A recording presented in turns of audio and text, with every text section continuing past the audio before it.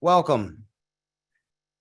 Welcome to the City of Lamarque City Council Special Agenda of February the 13th, 2023.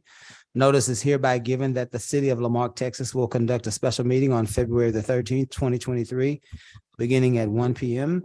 In council chambers at 1109 B Bayou Road, Lamarque, Texas, as well as via video conference hosted through Zoom in accordance with the Texas Local Government Code, presiding officer and a quorum. That's why it's always an issue these days. A quorum of the council will intend to and will be physically present at 1109 B Bayou Road, Marque, Texas. This location will be open to the public and the meeting will be broadcast at this location on Channel 16 and via YouTube. The council will meet for the purpose of considering the following agenda. The meeting has been called to order. Kiara, would you give us a roll call, please? Councilmember District A, Present. Councilmember District B, Present. Councilmember District C,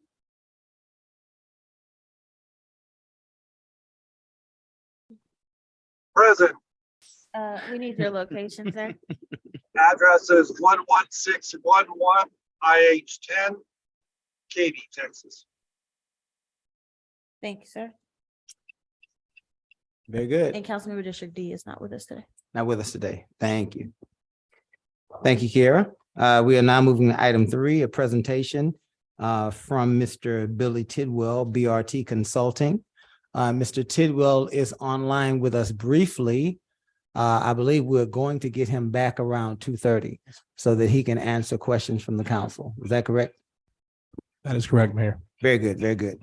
Mr. Tidwell, are you available for at least enough time to introduce yourself? Mayor, he just dropped off. just dropped off? He Okay. just dropped off. Okay, we will definitely, before this meeting is over, we will definitely hear from Mr. Tidwell, and we will definitely have a chance for council to ask Mr. Tidwell questions. Let's move then, Mr. Garcia, into this police department assessment report. And I think the best way forward is for you to give us some background on how we got to the point that we needed a report and the process you used in order to make this happen. Certainly. Thank you, Mayor. 2019, a assessment was done of the police department, similar to this one that was done and that was conducted. As part of that follow-up was necessary sometime later to be able to look at the difference, the separation, if you will, from one to the other. Basically, it is a anonymous engagement survey. At the time that this was conducted, there were 7 vacancies, leaving about 43 possible participants. Of those, 20 participated, which we, obviously there in its own, we felt was a lower engagement. Some of the reasons for that were left was fear for retribution or anything to that nature, which we are working on ways to make sure we get everybody's thorough results on this survey. And essentially, it is a combination. There's a Likert scale that's used, as well as some general responses. Likert scale being 5 for strongly agree, 1 for strongly disagree, or anything to that nature. And then there were a couple of just regular essay questions that were done. These were done in a manner where folks did not have to worry about responding on paper for handwritten responses, so that there was complete anonymity. I'm not sure if I said that right, to make sure that everybody felt comfortable with those responses. The survey itself, on average, you're looking at roughly 17 questions that were asked. Those responses are available to you, with the other responses also typed. The rest of the respondents were more essay related, and those responses have also been typed out for you for your review. The summary of the actual survey starts further down the line at the end of page 12, as far as just overall areas of improvement. I think we have taken the approach that crime has significantly dropped over the last few years. However, there's still work to be conducted. And we want to make sure that our public safety, both sides, have all the assistance that they need.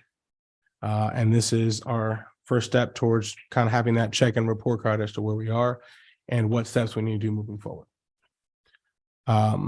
Obviously, with the amount of turnover that has occurred recently citywide, but also through through this department. We want to continue moving forward to make sure that we do reach our goals and do keep striving towards the Safe City initiative. Very good. I think that definitely Caesar, I think that at some point we are going to need to hear from Chief Argon. The council perhaps would want to ask him some questions. Certainly. I don't know that we're set up for that as of right now. So maybe we might want to provide them a table Certainly. for council. Certainly. We'll certainly do that. Right. So while we're trying to do that, let's council, is it our wishes to open this up for general discussion? Are we wishing to question Mr. Garcia first, discuss amongst ourselves, or move straight into the questioning of the police department? How shall we proceed? Mayor, I'm prepared to ask questions or make some observations Very good, very good. based upon this report. I've Let's get into it. studied closely. Let's get into it. Let's see if we can start with, if you have any directed toward Mr. Garcia, so that we can get space available to the police department so that they can be up front. Right. Yes. How do we get that? Well, Kyle's getting it right now. The question though, I do know that Chief may have some materials that he may want to share as well. So if you want to start that, we can do that from the podium when we set up down below. Okay. Chief, do you have materials that you'd like to share with us? Because we're going to probably roll right into you and your deputy and those of your staffs entertaining questions. Yes, do you have any information Yes, sir. that you want to provide? I've got a report. My pass is on there. Yes, yes, sir. Yes, sir. Thank you.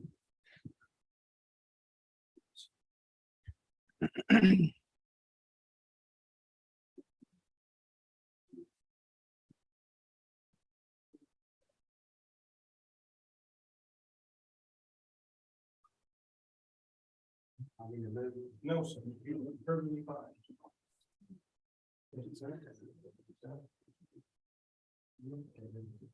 All right, Chief, if you, we certainly have a seat for you. There is one for your deputy. He's a shy fellow. But certainly, and your staff. I see the rest of your staff in the back. At any time, if you need to call them forward, there are seats available here for them as well, sir. All right, everyone's available. Everyone's present. Mr. Compion, proceed. Okay, thanks. First, Mr. Garcia, I want to make sure that this report is going to be available online for our community. Is that accurate? Yes, sir. All right. Okay, very good. Still waiting on a few final details, but it should be ready hopefully by end of day. Okay, very good. And second, you mentioned in your opening comments, and I know Chief mentions it here as well in your memorandum, is a reminder that, and this was part of my joining council, but there was a previous report that was not distributed widely under the previous administration that I'm aware of. Ultimately, I was made aware of that report, and that had to do with different players in that report from Chief Tidwell. And so I've kind of extracted comparing both of those issues that carried over between both of the reports. Is that logical? And on that side. So I'm trying to keep personality out of this as much as possible as terms of my evaluation. So having said that, and I'm glad Chief Tidwell will come back later.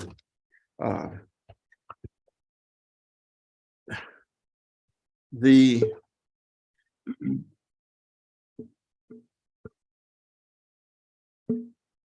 had a pool of 50 people that he utilized as his questioning group under what I understand from this report, 50 individuals. Although, as he says, we have positions for according at the time of this report for 56, I recall him saying. Is that accurate, Chief? Yes, we're authorized with the grant that we just received, the 6 officers. We're authorized total 56 total 56. personnel, 45 of which are sworn. And And we haven't started hiring. any. hiring anybody. Yeah, I we just, understand. And what I just find interesting, and I don't have an answer for it. I just think that it's unfortunate. I'm going to put it that way, that only 20 individuals completed and participated in the surveys. that's what I hear. That's unfortunate. And I would be, if I were running a company, I would be very concerned about that. Let's put it that way. Only 20 people. Right. And I gather from that 20 response, and you correct me, city manager, or any one of you, one of the things that I keep seeing over and over in terms of perhaps some of the observations and the answers is that there seems to be a fear of retribution. That's the statement that I saw over and over in this report. A And fear of retribution. Now, mind you, I'm making the comments, right? I'm not looking for, so that you know, I'm not looking for you to necessarily respond. In my world, and you mentioned it too, Chief, by the way, in your memorandum. Right. It takes a little time to deal with these issues, right? yes, it does. But I see that fear of retribution. Right. And from my perspective here, as a member of this Right. this council, this board, I don't want to have any of our employees, whether they be in public safety, Right. whether they be in you know, as our staff administration, in any position, fearful of giving an honest opinion about the work environment that they have, the pressures that they have. The report mentioned there's some issues with regard to perceptions of political pressures, that there are emergencies that occur as a result of some event, and that I believe, right? Having lived in Lamarque, you know, now 60 years, that I understand very, very. We respond to these little events, and so having said that, I say this to you, Mr. City Manager, and the members of my fellow council members, is that I hope that we can ultimately examine that area. Mr. Mayor, I don't think we have even seriously looked at a whistleblower statute, have we? Do we have one in place? I don't recall that. Maybe it's some department we might have some, but I don't. I was trying to do some research. I didn't find anything. But perhaps that's something that we should seriously visit, or look at some innovative mechanisms out there that permit employees, anybody that's affiliated with this city, that's as an employee, some innovative method that respects their privacy and their willingness to step forth and say, I've got a problem here, or I'm being sexually harassed. Let's try to get the issues out in front of us, as opposed to dealing with these issues later in forms of a lawsuit, in forms of a complaint, and things of that nature. That's just my thought process. Do you have does that make sense once Sure. again? Makes a lot of sense. So I hope, and that way we can get rid of this fear of retribution that I saw repeated several times in this. The other, and once again, I'm not looking for responses now, because I want us all thoughtfully to engage. I've got follow-up questions as well. The other thing that I'm concerned about is ultimately, and I've heard this, I not only picked it up from this report, but I've heard it from community as well. There is a morale problem in PD. There is a morale problem. And I don't know how to fix that. I don't know how to deal with that.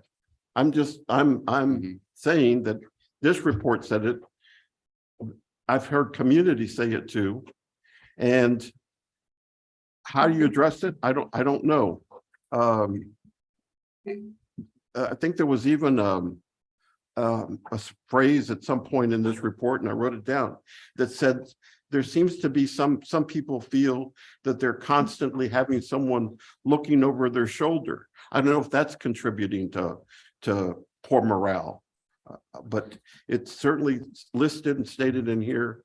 And this morale is an issue that I hope that we address in some fashion collectively. I don't think it's necessarily your job alone, Chief, but certainly as part of that, let's pick up on some of the suggestions that Chief Tidwell put in this report that are free resources. He said with regard to some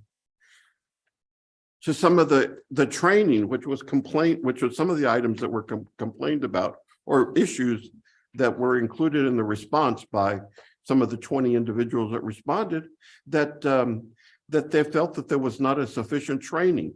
One of these areas that really concerned me was that there was no further driver training provided to our officers. And that I think actually law enforcement, most officers of the Lamarque PD have received no driver training other than possibly classroom defensive driving or what they've received in the academy. And then it states further that the Texas Municipal League has a classroom course on emergency vehicle operations that is normally provided at no cost. So I urge us to take advantage of the free training opportunities. I take advantage of them every day. I've tried to make a personal habit of at least once a week having taken some sort of online course, or I'll go attend something that helps me understand a new issue, right?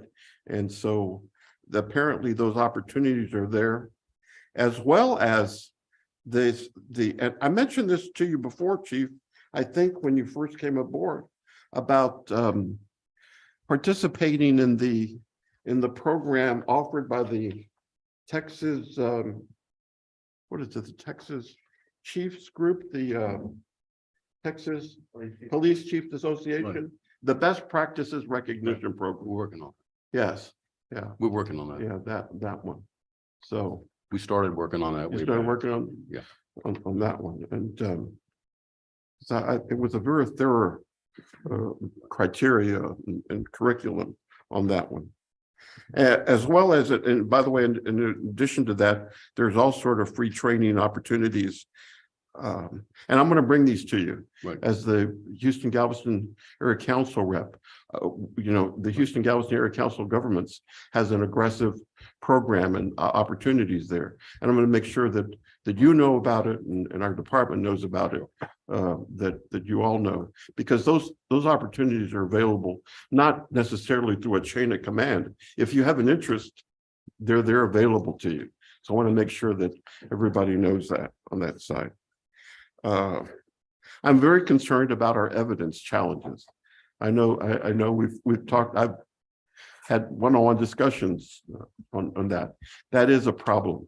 And I say that in the context that to the extent that we can, and I'm glad we're having this discussion, because a police department that is supportive of each other is important as we build a consensus in our community of how we go about ultimately building this new public safety building, right? As we get our finances in order, as we clarify the tax calculation worksheets, as we put this to our community to decide.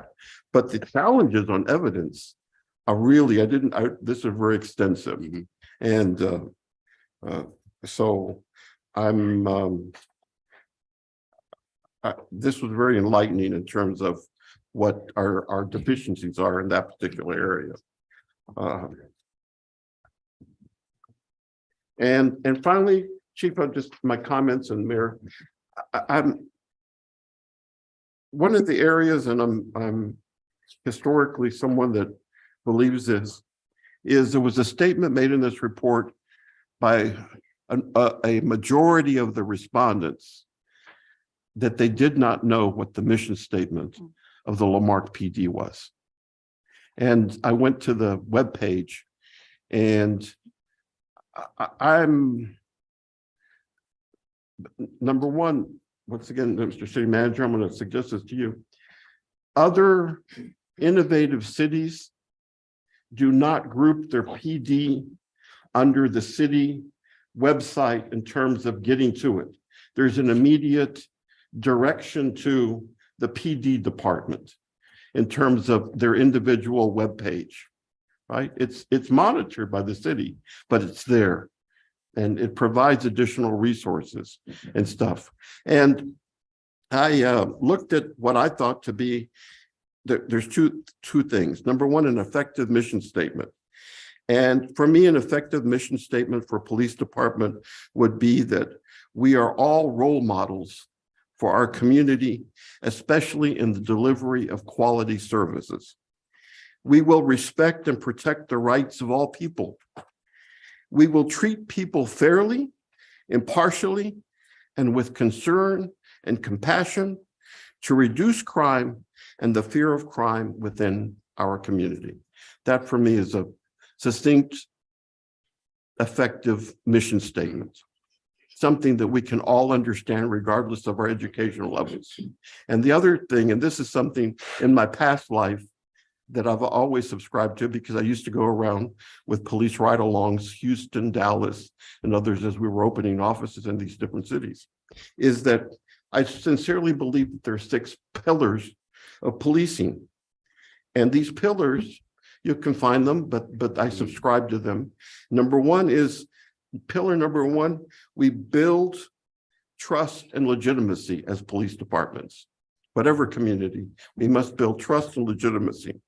There must be policy and oversight. One of the challenges in this report that I saw over and over is that our police department members don't seem to believe that we have any policies and procedures in place. And those policies and procedures that we do have in place can be easily changed on a whim. And so there's a lack of consistency in that area. And the third is that we are at the forefront of technology. And now today, I'm going to add social media. We have to know how to manipulate, that's a terrible word. Travel. We have to, navigate social media. Thank you, navigate. Number 4, community policing, very important. In the past, community policing was not, but I believe in community policing, Chief. And thank you for your efforts there, which results in crime reduction, we hope, getting out. And 5, that we have officer training and education, that to all the officers, officer training and education. And 6, that we encourage officer safety and wellness. And by the way, Mayor, my other council members, on this area, officer safety and wellness, somebody's alarm clock. Somebody needs to take their medicine. No. Officer safety. I'm teasing. Officer safety and wellness. And I don't think we followed up on this. Didn't we budget for this? I don't know what it was. Family Service Center or somebody you No. brought them, didn't you, Chief? No. Right. The There Family was Service Center, some sort they of were counseling group or. right. Yeah, right. Something like The The RCC? union's working on Is it. it the RCC? The Family Services Center. Family That's what- Service Centers, I recall. Right. And I don't know if that ever followed through. What's the result of that? Part of that Once was the again, is it budget. accessible to our officers, to our public safety, both police and fire? Or to anyone, actually? It was going to be available to anyone within our Yeah, community. that's part of this collective bargaining agreement. The union is working up the Okay, social person to help us with matters such as that. on that side. That's, Because we all need help we at work one on it. time in our life. And especially for Right. people involved in law enforcement, it's a bit harder because you're kind of looked upon. I know this because of my friends. They're reluctant to get involved in discussions and help because they feel that could be used against them in their record as well too, as service. So I want that taint to be eliminated. It was going to be initially a social worker, working for the police department. Then Gus knows and the city manager, we turned out to be the union was going to work up some kind of agreement where we have somebody that they can go to. Don't forget, they have an employee assistance program already. Okay, It's part of the city's health plan, okay. but it was another element and they're Yeah, I still thought it working was on it. another element as well. That's been addressed. Yes, sir. Okay. If I may say something, sir. Yes, sir. No, Yeah. I'm finished with my Okay. comment. That's all. I mean, I just want to put something in perspective, in the taking charge process, when you are a chief and anybody's been a police chief or any major job, you want to find out, look, listen and feel what's going on. I interviewed all but maybe 2 or 3 employees in October, November and December and January of that'd be 22, October, November, December of 21 and 22. I talked to Caesar. I told Caesar this. I received the same information that's in this survey. I've told Billy Tidwell that. I've told my staff that. There was a bunch of disgruntled employees. It's from what I could say, and you could ask them. There's some right in the back right here. They were not happy about things. And what you see in that survey is the same thing I saw when I first took over. And it's just the way it is. I've got my notes, and you could say I asked them to rate different things from 0 to 10. There were a lot of 4s and 5s and 3s, and some of them are in the back of the room here that said that the way conditions were under the leadership of my prior campaign administration, they were not too happy. And then on the back of that sheet that you have, Councilman, I indicated why that stigma was there, and you could see that. The shooting that happened in 20, my officers didn't even want to enforce the law because they were afraid to. Tickets went down with the protests going on, even before, during, and after the grand jury met and vindicated the officer. We had a lot of negative things going on before I even took over. The facility, there's some comments in there about the 52-year-old building that they're having to stay in. They're not too happy with that. Our bathroom finally got fixed, thanks to the city manager. Couldn't flush the toilets from every year. We had to have 3 or 4 plumbers come out. Thanks, Caesar, for helping. I know it was about $15,000, but it finally happened. There was people internally disgruntled and hurting our own administration. In fact, the city. And all these things came out during my initial taking charge process.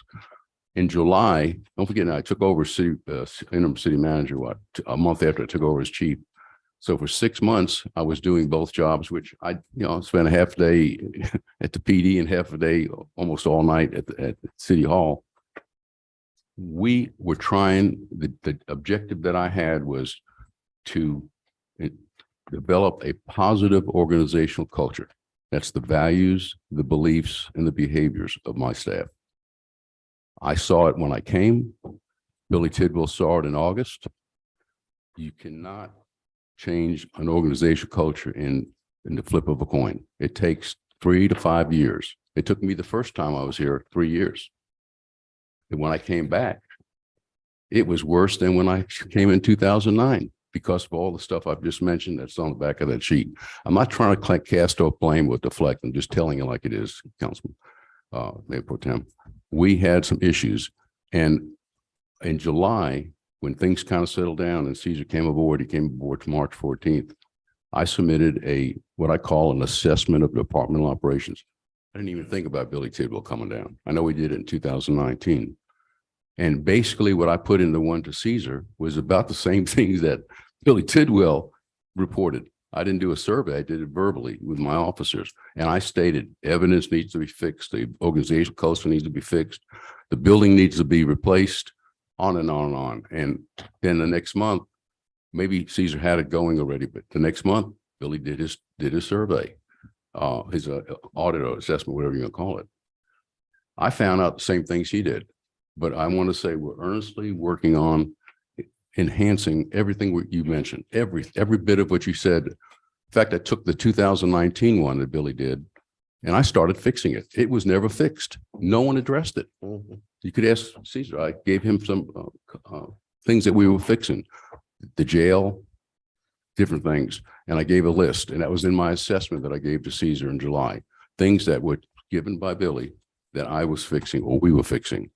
So in my letter that I just gave you, I gave this to Caesar after he gave me the audit, which is sometime early January. And basically what I'm saying in this thing is it takes time. It's going to be fixed. We're working on accreditation. We're working on it. We're winning awards. We've got a great community policing effort. Crime rates down for the last 2 years. This has not happened in a long time. So we're going in the right direction now. You take Billy Tidwell, and I trust Billy a lot because he ex-chief, and we talked. We're going in the right direction, is what he said. If you read between the lines, that we're going there and we're accepting it, and it's going to happen, but it's going to take time. You cannot turn a battleship around or aircraft carrier around on a dime. It takes some time. If you go on the internet and look at increasing or enhancing organizational culture, you'll read all these write-ups. It takes 3 to 5 years to make a change and make everybody have the values and beliefs and behaviors of what you just mentioned, everything you mentioned. We do have a mission statement. It's pretty strong. We're working on accreditation that makes us, accreditation is 170 standards that we're going to hopefully in 2024 we'll get there. We've got the Lamarque Safe City Initiative we're working on, the mayor's brainchild. It's working. It's not just community policing that's reducing the crime rate. We got the organized crime task force out there doing direct patrols. We got CompStat briefings and community policing, and that's what's making it work. But we got to have time to do the right things right. And my staff's here if you want to ask some questions. I tell you, when the community's talking to me, they're glad we're back to what we started way back, and it's just going to take time to get there, and we're going to get there. Yeah. Let's, Chief, the council may elect to have your staff come up here in this second round. We want to get through a round of questioning because there are going to be several rounds here today, because this is something that is definitely we need clarity on. Council member Carlson has a hard stop at 2 o'clock. Council member Carlson, do you want to jump in? All we have at this point is the chief and his command staff. Yes, sir. Sorry for not being there in person. My apologies. Few things that kind of concern me is the same things that were brought up during 2019 are still being brought up. And I understand what you said, Chief. But some things have to change. I also have heard from officers and other people that they were told that if they go talk to the city manager, they're going to be written up. I want to make it clear to not only PD, but all city staff that there is an open door policy. You should not have to fear going above your boss to talk about something. So if that's occurring in the departments, those department heads need to stop. There is an open door policy. And if I find out that a department head is writing people up for being insubordinate or going over their head, I will make sure the city manager gets direction to take care of it and hold people responsible. There's no reason why we can't have an open door policy. Now, for Councilman Compion, just to let you know that there is not a whistleblowers act, but if someone's being sexually harassed or something at work, there is a policy in place. They can just go to the HR director and file a report. So there is something for that, just for edification. So it's not a whistleblower, but if someone's feeling harassed but there is a policy in place per se.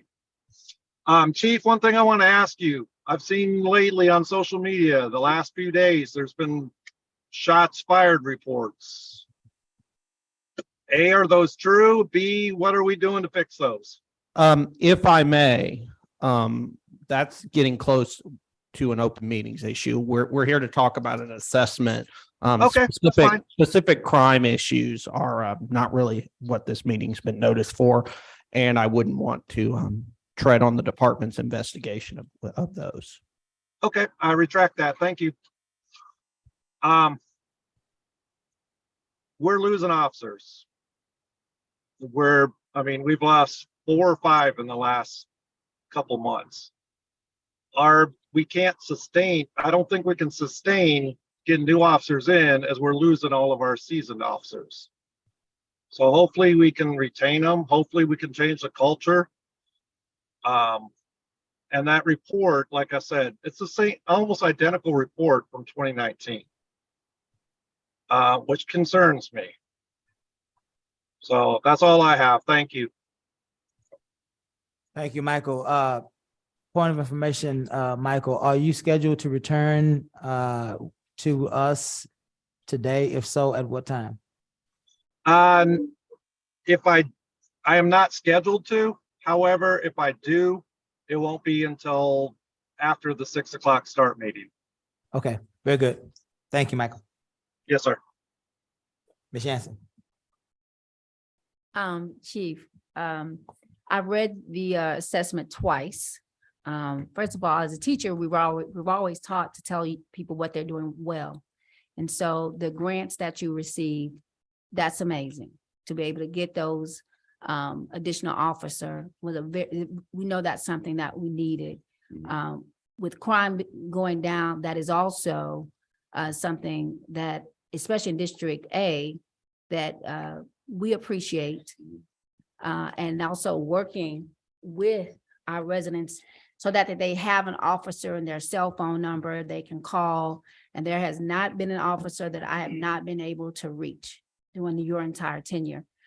There is a culture issue though, and we're here I'm really glad that we're making this public to this assessment, because I think it allows residents to see what officers have to go through, right? Because sometimes there's a disconnect between what is assumed and what is happening. So we know based on this that your assessment said that the officer's environment, their work conditions were not considered to be safe. Their work conditions were not, it did not encourage good police work.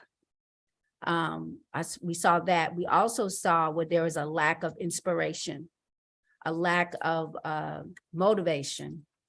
And my question to you is why do you think that officers won't recommend people to work for our squad, for our department? I know officers are doing that. In fact, we've attracted some because they talked to their where they worked. In fact, we just hired Mandela Mosley, and he's spreading the word in Lone Star Community College. But is it because of lack of pay? Is it because of because of our conditions? Conditions, and I went up to his graduation. He's talked to most of all the future graduates about coming here. So we hired Peterson from the detention center at the jail, and he's recommending that too. So your best recruiter is your own officers normally, Right. Your own people. And I hear they're doing it. And don't forget the 2019 Right. assessment. I wasn't here. Right. I'm the only one. We're the only ones that started working on it, Right, starting when I got hired, because they weren't being correct. At least we don't have any record of it being correct. So we're working on Yeah. that too. But And I agree with you. yeah, That this culture has been there for a Right. while, Okay. right? In 2019, that assessment should have been public for everyone to see what we can do, because as residents to help, because if, you know, I'm a history teacher. So if you don't have, in a democracy, if you don't have law enforcement, you have chaos. So you have to have good law enforcement. There has to be a connection between the residents and PD. Right. But what I've heard is that people are working overtime a lot, too much overtime, to the point that they have to work it because there's no one else to work it. Right. So is that a capacity issue or a lack of officers? Well, is that you in officer staff or civilian The staff? staff, I mean, why is it they have to work so many hours of overtime? Well, the shortages, we're short personnel. And once again, it's a nationwide dilemma. Right. It's happening in Galveston County. It's happening in all of Texas. There are, sometimes they have to work over because you get a call at the last minute. We have emergencies, they have to go out. So you know, overtime is prevalent in law enforcement. I So would is say. that impacting morale? It could be Either some like the Because extra that's what it income. looks like. Yeah. You know, It number could be. one, you know, I'm not gonna say what Joe has already said, because I agree with him wholeheartedly about the there's a, you know, to have almost 42 Mhm. people and only 20 fill out the survey, that Sure. alone says something that they don't trust that their opinion even matters, right? But I want to get with you about being intentional. Because anytime you could change a culture, you have to have programs in place. So the Department of Labor has just released funds so that you can get training programs done through TWC, like a pipeline where in high school, you kids can do a law enforcement type of program. They go from high school to the college to do the training Mhm. and then right to the PDs. We're doing the same thing when it comes to teachers, and those funds come from the Department of Labor. Because we're here to talk about the problems, but we also want to talk about solutions. 'Cause Mhm. at the end of the day, this has been a problem. This was a problem before Joshua Feast. This was a problem for years in Lamarck. And so this council, we really want the residents to help us to change that dynamic, Mhm. right?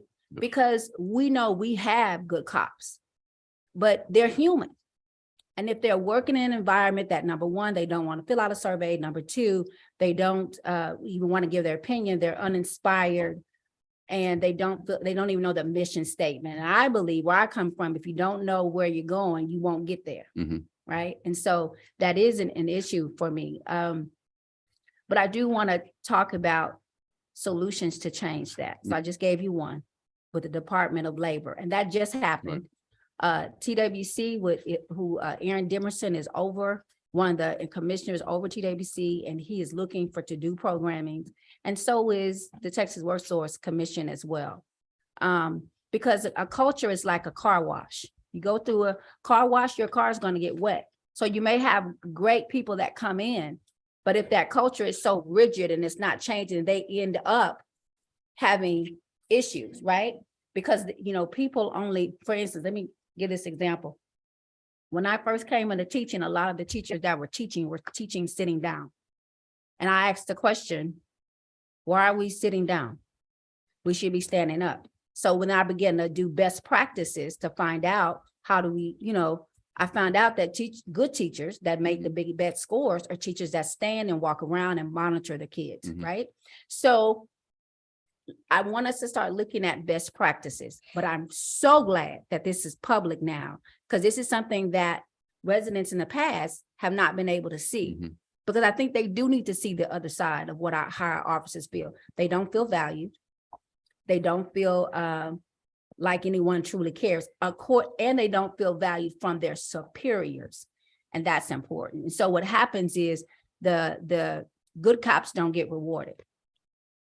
And the bad cops get all the attention.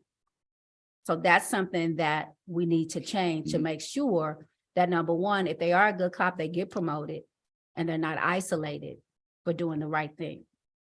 And it looks like that, quite frankly, complacency is a part of your culture as well, right? And because of the work that we've done before in previous years, that's a culture that, you're right, it's going to take some years to change, Mhm. but I'm here to help you to do that in any way that we can, city manager, for some programs to change this. But I really encourage our residents, and I don't know, Mayor, are we going to make it where they can see it too, this See the assessment? report, yes, it Okay, is, so- this is a matter of public record. Okay, so they can request it to see it. Because Absolutely. I think it's a good look for everyone to see how our officers feel. Because a lot of times we see when you look at cops is that they're always in the enforcement role. the punishment role, then, you know, then, and it's not someone that is a partner.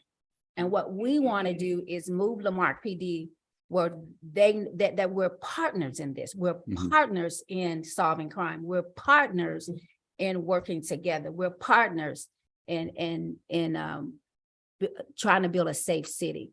And to be quite frank with you, there's no way that we can meet the needs of a safe city, to have a safe city, if we do not have the partnership with our community and police. So whatever we can do to help, I'm here to help. But I encourage our citizens to read it for yourself and make your own adjustments and assessment from this survey. Yeah, That's all right. everything you mentioned, Councilwoman, we're working on it. It's dead on from the time I started back. It's getting better. I believe you can find that out by talking to the officers. It's just going to take some time. It doesn't happen overnight. Right. And Deputy Chief and I have been talking to them, and you want to say something, Chad, in response to it? I just think that, I mean, I've been here 25 years and born and raised here. I think a lot of this isn't just on the PD.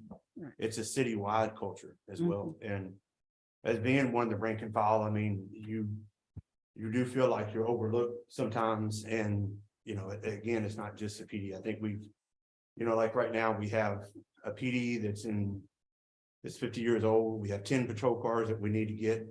It's hard to keep your morale up when you're going to having to jump off your car to get it started and go on patrol. But this is not a police. I mean, that's just where we're at. That's the hand that we're dealt right now. So, and I understand even what Councilman Carlson said about the open door, but we do have, we try to have a chain of command Protocol. and you know, with even the city manager, I mean, there's been times that I went to me and he said, hey, we got to follow the chain of command. So Right. while I appreciate what he said, we also have tried to follow the chain of command before we go somewhere. So if someone has a complaint, by all means, go. If you have a complaint on me, Yeah. go over my head. And let me say this, I'm a big proponent of protocol. Because if residents, I mean, if our staff feel like they can't go to our department head, that's a problem. Sure. Because if they always jump over the department heads, then that's a culture that we need to change. And we need to be intentional about that, because I agree with you. There has to be a chain of command, because if no one, because a lot of times if you're a department head, I've been one, and they go to my boss, then I don't know what's going on. You didn't give me a chance to fix it. So I wholeheartedly agree with you. There has to be a change. But if there's a culture where they're afraid, then we need to look at to see what are we doing to for that perception to be manifest, that there's something happening within that culture that's doing that. And one thing that I mean, remember, we also have a union. So while I understand maybe there is some fear there, it's not like there's not any other avenue that we have a police union where they can, you know, go through through the union president to the city manager or whatever they have to do. But just some of this morale, it's not new. I mean, and I mean, I think we are trying to do better, but it's just, you know, we have a limited, and we were in a meeting last week about how to cut back on some of these, you know, on even training and things like that we have, because we don't have to move them. We have to move money around. So I think it looks like it falls, of course, I mean, chief's the person in charge, but I can tell you as being the chief, when several people walked out, that was difficult. And the morale was in the gutter at that time. And we've worked to try to get it back a little bit. And when I took the surveys, I got the same answers. Face to face with my officers for at least an hour. And most of them are here that I talked to. And they rated their relationship with the community at very low. And they rated the community's trust to them very low. And right now, I think it's better. No, I know it's better than it was 5-6 months ago, or 7-8 months ago, because some of them are sitting here and they just love what we're doing. It wasn't that way about 1.5 years, 2 years ago. Trust me. I heard it and I felt it, and I was embarrassed that what we had one time died for 6-7 years, just disappeared. There wasn't one community watch out there. There wasn't one officer responsible for anything. It was dead, been dead. And we had a litter bus that was sitting there for 5 years in the back. We had to do majestic work on it to get it rolling again. That died. Everything we did on my first run, not saying I'm great, but everything just disappeared. And I'm having a harder time now putting it together than I did the first time, but it's getting there. Yeah. We're going in the right direction, but we need the time to do it. And it's working. And I would say this to you. When you're trying to change culture, you need to know what your identity is. And that's the part when they don't know mission, when they don't know where we're going, then they have no identity. So what happens is the actions of what they do, whether intentional or unintentional, becomes your identity. So that's, I would really stress identity, mission. What are we here for? What are we doing every day? Because you got to pop it back. You have to be able to pull it back. I've worked in Title I schools my entire life where teachers could not do the job, but then I had to come in and do something different. And it was about management. I had to set the parameters about what the expectation is. Because what I see here is that no one knows what are the expectations daily. It's just, you gotta go here, you gotta go here. It just seems to be there, and it's a constant state of distractions. And then you just kind of move with it, and then that culture just perpetrates itself out of not having a clear expectation. So I would definitely encourage you to focus on when we think of Lamarque PD, what is our identity? I'm done. Thank you, Thank you, Chief. Yes, ma'am. Ms. Yancey. Well, old friend, we've come to a juncture in our relationship that we have to look at each other and we have to be honest.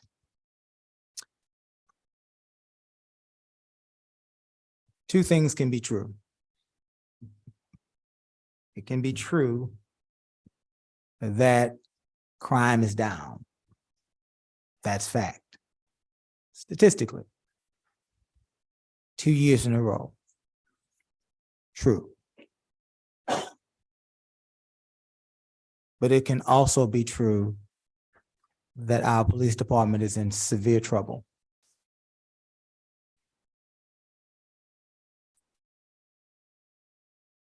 If we cannot get a grasp on what's happening internally within our police department, whatever is happening externally will be reversed.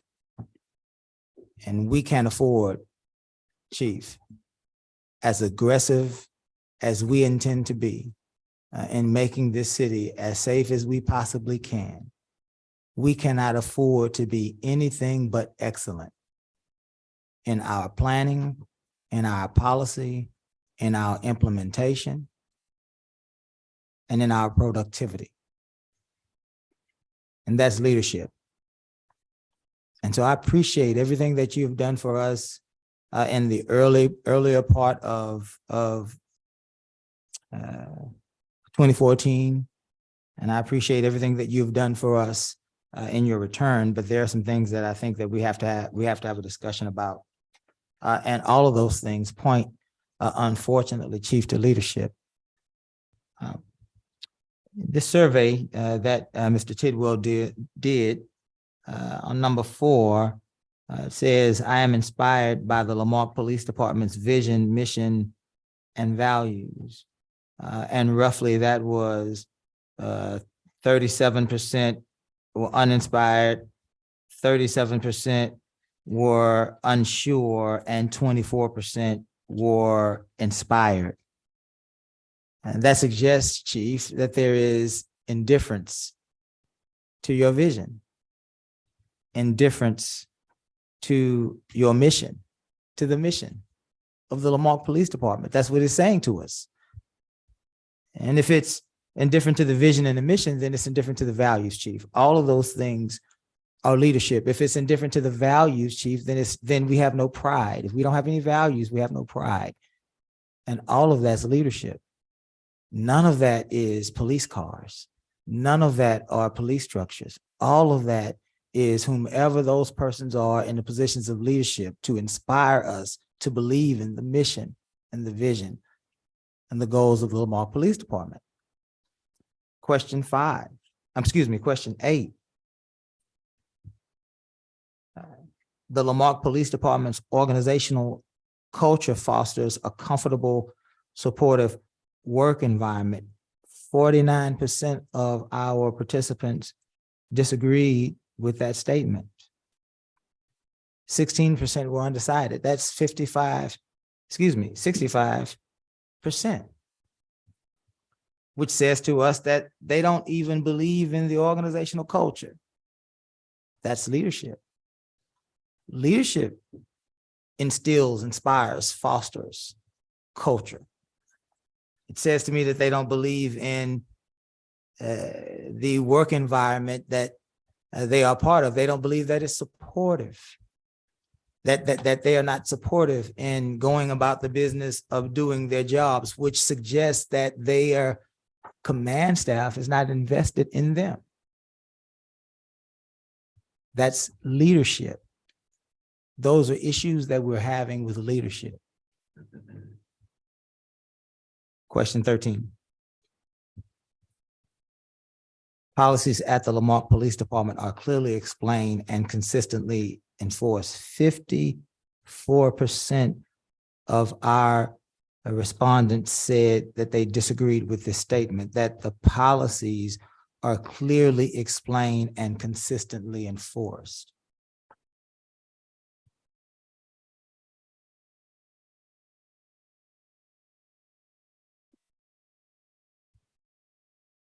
Question 15.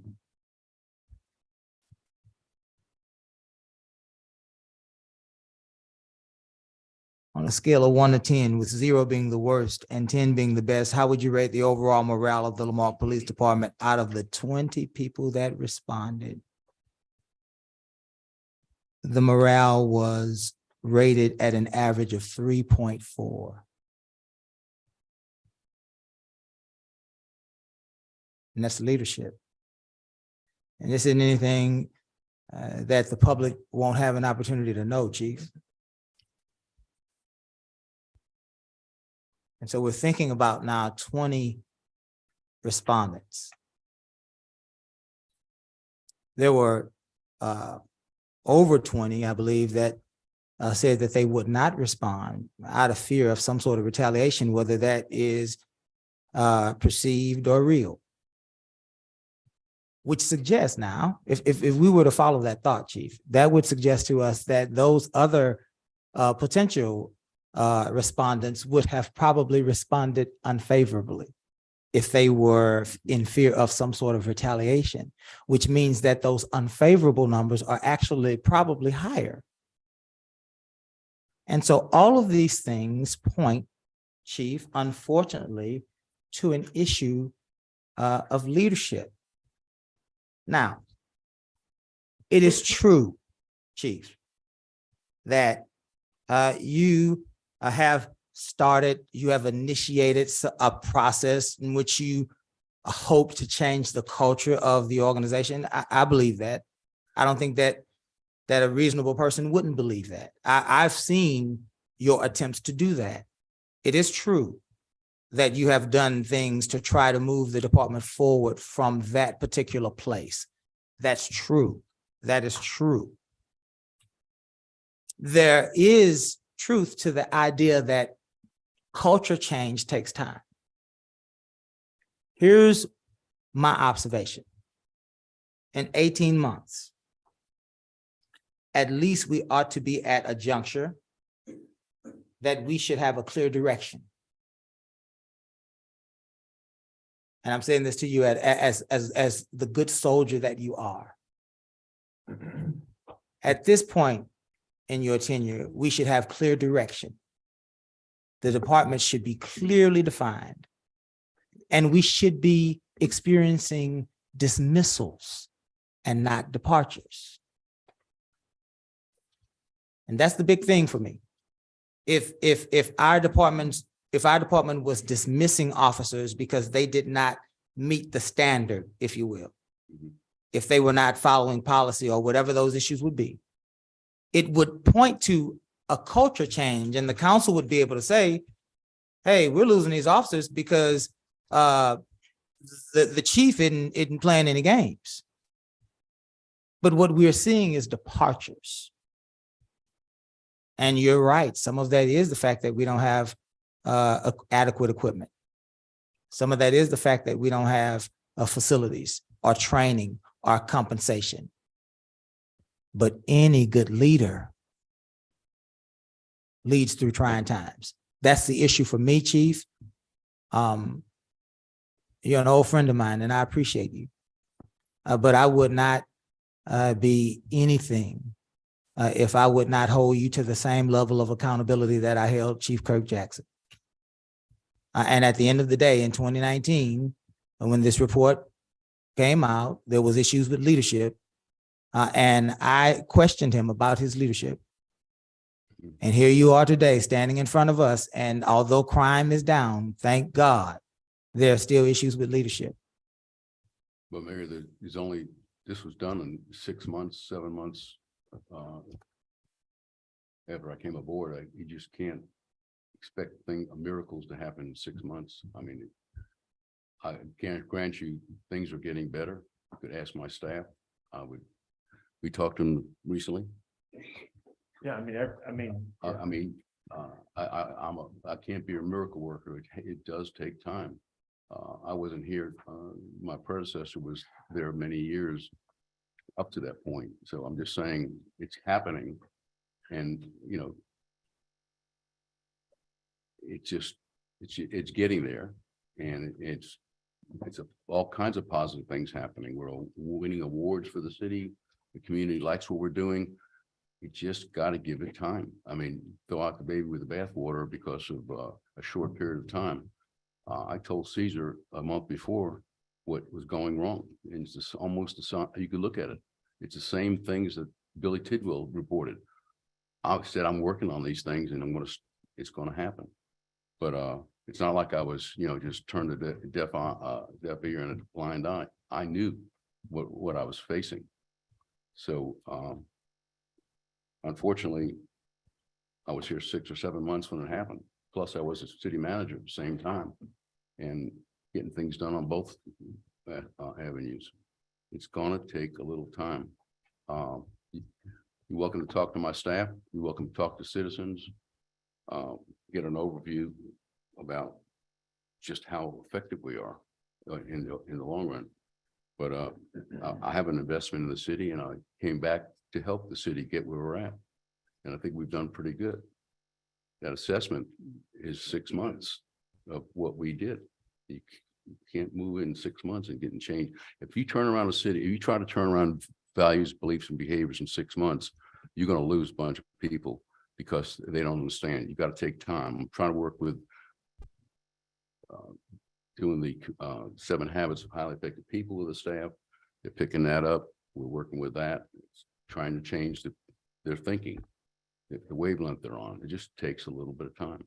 And I believe if we do, it's going to happen. And we're working on accreditation. We've never done a lot of these things. Look at the significant accomplishments in the annual report. Chad told me when they tried to do it last time, they couldn't come up with but one, maybe. Yeah, it's 2 or 3. I mean, we're getting there. And yeah, Chief, I don't think, let me say this, and then we want to open it back up for the rest of our council, and certainly if we want to bring some of your staff forward. I'm not suggesting anything other than this report suggests that you have issues within your department. And the report suggests that those issues point toward leadership. That's what I'm suggesting. I nor any person on this council have any other bearing on this other than representing the community and sharing with them the information. And at this point, Chief, it unfortunately is an indictment on leadership. It really is. There's no other way around it. And we have to deal with that. So we'll continue this discussion. And again, 2 things can be true, right? We can have one thing positive and one thing that we need to work on. right. So let's now open it back up to, I think Joe is up next. And so we'll let Joe back in. Sorry to interrupt you. I believe Councilman Carlson's got to go. Councilman Carlson, can you give us a few more minutes? Did you have something you wanted to add? Yes, sir. I can give you a few minutes, though. Go ahead, Michael. I got a little bit of time left, so I'll wait for Joe. I'm good. You're good, Michael? All right, just an idea. This is simply an idea, Chief. It's your show. You guys, your deputy chief. Perhaps this might be an opportunity for us, for the department, in terms of your efforts to build this culture.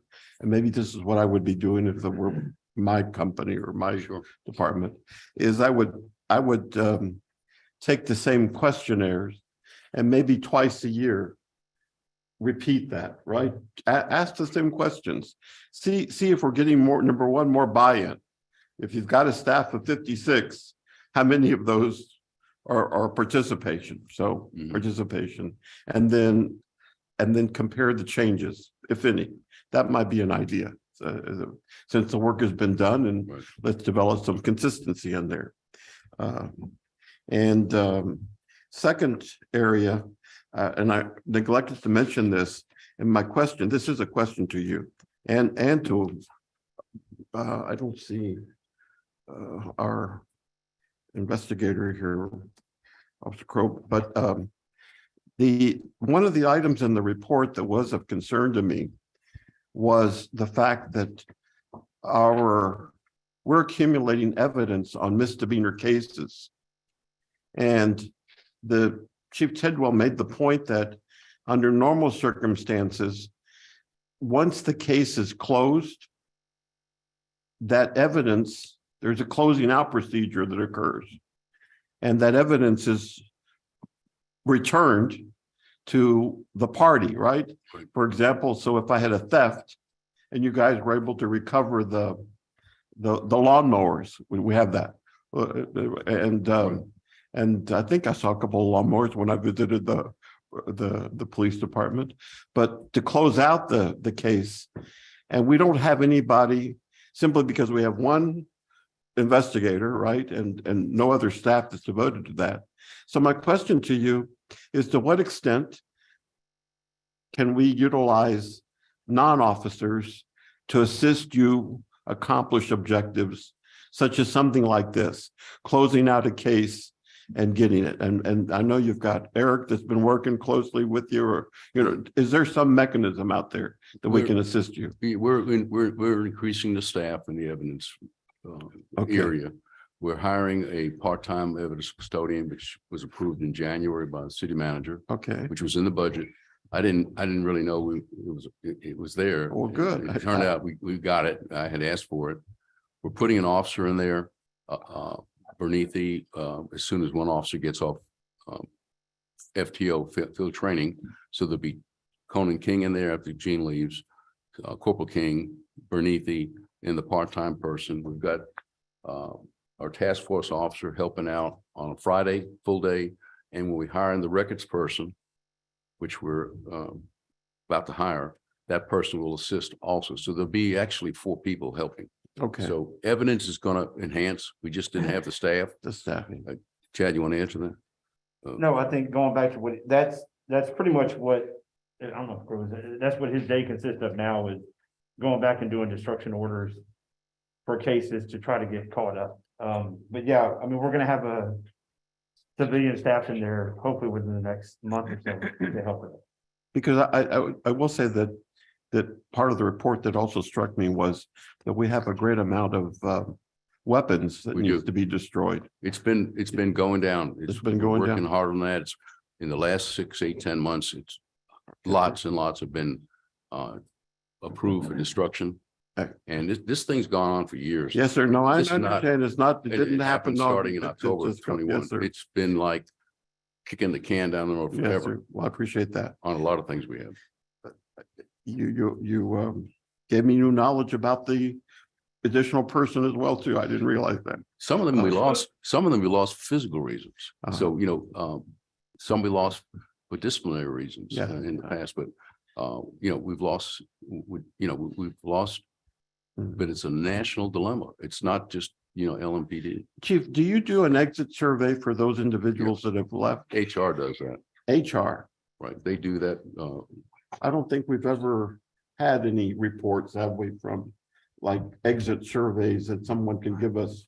That would be something that I personally would be interested in, feedback on exit surveys. Some fill it out, some don't. Yeah. It's And voluntary. I'm not saying just the PD, the fire department, other departments as well too. Yeah. Exit surveys. And last comment that I want to make, I'm fully supportive of police departments. Some of that age and culture where, we didn't question police, honestly, right? It was only after I got involved in, college and I became more educated and then Gus knows after you go to law school, you suddenly realize this and stuff. But policing today is an entirely different animal. And that goes also to, once again, that social media, how do you navigate? Everybody has their phones. So the expectation that we have of you is higher. And so to that extent, I'm committing, Chief, if you've got an officer and you don't have it in your budget to take a class that you feel is important, especially I saw a couple of them that Chief Tidwell referenced as it would be great to have them to go take the instructor training and they become certified as instructors that we can utilize. Please let me know and I'll help underwrite that. Okay. And I want to be supportive of you in that effort. I don't want money to be your obstacle if we can find other ways to accomplish that. Thank you, sir. Yes, sir. Ms. Yancey? You good? Chiefs, Yes. Sir. Did Michael have something? Yeah, I think Carlson did. Michael, you ready to jump in?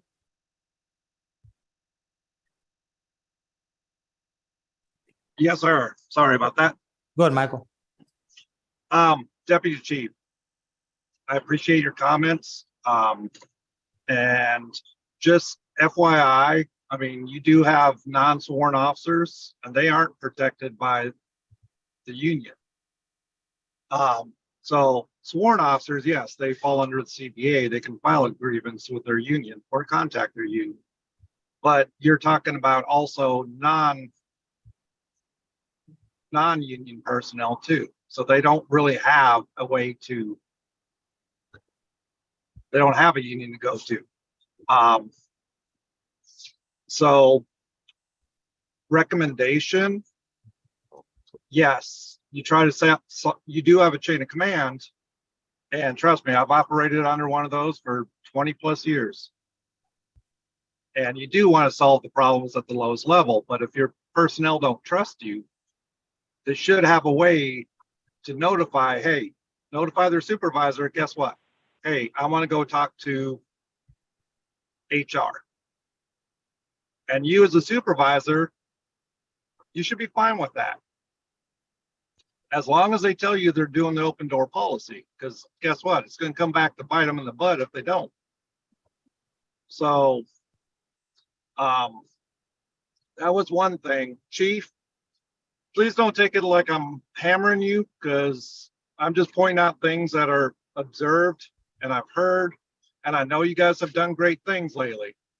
I mean, I know you got the awards. I know you got the COPS grants. I know you got, we've seen a lot more officers on the streets patrolling. So I do appreciate it. And that's pretty much all I have to say. So I appreciate your time. And Mayor, hopefully I can get back online soon, sir. Thank you, sir. Thank you, sir. It's at this juncture. I'm going to ask you a few more questions, Chief, and then we'll change out and perhaps get some of your command staff and others to join us. But I want us to be mindful as a community that this council does not hire or fire our police chief. This is a council manager form of government. We are here trying to understand the report so that we can provide direction for our city manager. Ultimately, the city manager supervises our police chief. And so having said that, Chief, again, as we look into leadership and areas of concern, and I believe that it's important that we bring these things out as as we should. One of the concerning area issues that I had was this question 17. And it said, what practices do you feel need to be changed at the Lamarque Police Department? And I want to give you a chance to respond to this. One of the respondents says, hiring people without training. The PD needs to stop hiring people or ascending people's ranks just because they need someone in the position without giving them proper training and a clear description of what their job is. Is that true? Because that is definitely a significant response. Mhm. Yes, And sir. so I believe that you, as the leader of this police department, need to address that. Is it true? Is it in fact a true statement that we are hiring people without training and promoting people without proper qualification and experience? Mayor, we hire officers that are graduates of the academy and TCOL certified, so they're going into their role, they're qualified. As far as civilians, we have boards that we meet and we have interviews and we look at their resume and we look at their job applications. I'm pretty satisfied that we're hiring people with the appropriate skills, knowledge, and abilities. I mean, this is coming from maybe one or two people. I don't know what they're leading to, but we try to hire those that are qualified and best qualified. And we've been doing that ever since I know, and we'll continue to do that. So maybe that person, the surveyed person, saw this sometime in their mind and they just didn't agree with it. But you could ask my staff. We have Sure. boards and we look at for the full person for hiring. Who would be the person on your staff that we would talk to about that? Would that be Mr. Gandy? Lieutenant Gandy is Okay, he's in gonna charge come up of, in he's a in minute, charge I of, believe. he's here and Okay. he's in charge of recruiting and selection for officers. Okay. And like Lieutenant G-Rod, he's responsible for, we're going to be hiring a records clerk. He's doing the interviews on that, or has done the interviews on that. Okay, They work so- under him. Fine. So at some point here, just to move past this, because I'm going to ask Officer Lieutenant Gandy, excuse me, Sure. Lieutenant, at the end of this, even when we bring them on, is there a process, an orientation, a training that they have to go Oh, yes. through? Yes. And are they processed to be proven proficient in that Yes. training? There's a field training program for And you officers. check off, well, Yes. they're not, okay. Right. Okay. Yeah, it's very So methodical. Sure. Thanks, Chief. So question 19. How would you describe the organizational culture at the Lamarque Police Department? One of the respondents says in one word, non-existent. There's a huge culture of delegation amongst all of our administration. They often ask others to carry the load they do not want to bear, even though it is the only load they bear. Mayor, the entire, I mean, I've said it already. The entire survey was done early in our, how would you say, formulation process. If this was taken in another year, I think I know you'd see a different response, but this was taken in the early stages of our evolution of coming from nothing to something. And I told Caesar this upon when I gave him the letter. In another year, you'll see a difference, but it can happen in 5 or 6 months. And unfortunately, that's what happened. I know I'm the boss. Everything that happens or fails to happen falls on Randall Aragon's shoulders with the assistance of my staff. I take charge of that. I take responsibility for that. But if everything that's happened that you've read, everything that's all the council's talking about has happened in just when we began to fix things. As I said, things fell apart during my absence. It's coming back. Give us some time and we'll get there. And that's all I can say, sir.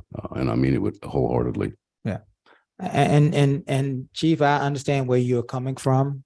Definitely. And for me, again, Mhm. as we emphasize, the council has no bearing on that part of it. The council has received a report. Right. And there are questions in the report that our public will surely read. Right. And so we're simply trying to get answers to those questions. Sure. There are some difficult things in this report. Right. And so I'm giving you the opportunity to respond to those things, Yes, sir. if that makes sense. Does. Chief, one of the last things that I want to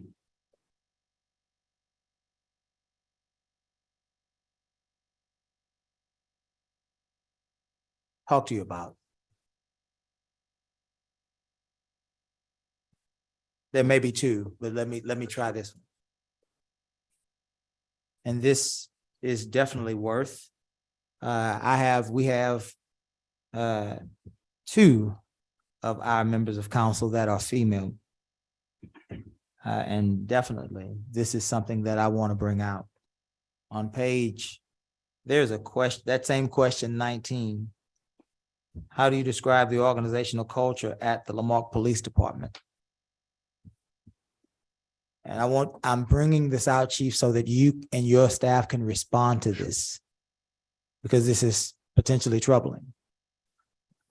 A few of the respondents said this. Women are frequently sexually harassed by those in positions of power. Men are frequently sexually harassed due to the preferential treatment of women. Another respondent said, women are frequently sexually harassed by those in positions of power.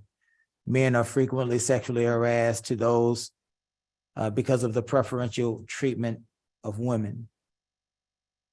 Question 20, is there anything else you would like to share that you find important to your employee experience at the Lamarque Police Department, or answer any questions or survey that you, or any answers that you like to clarify?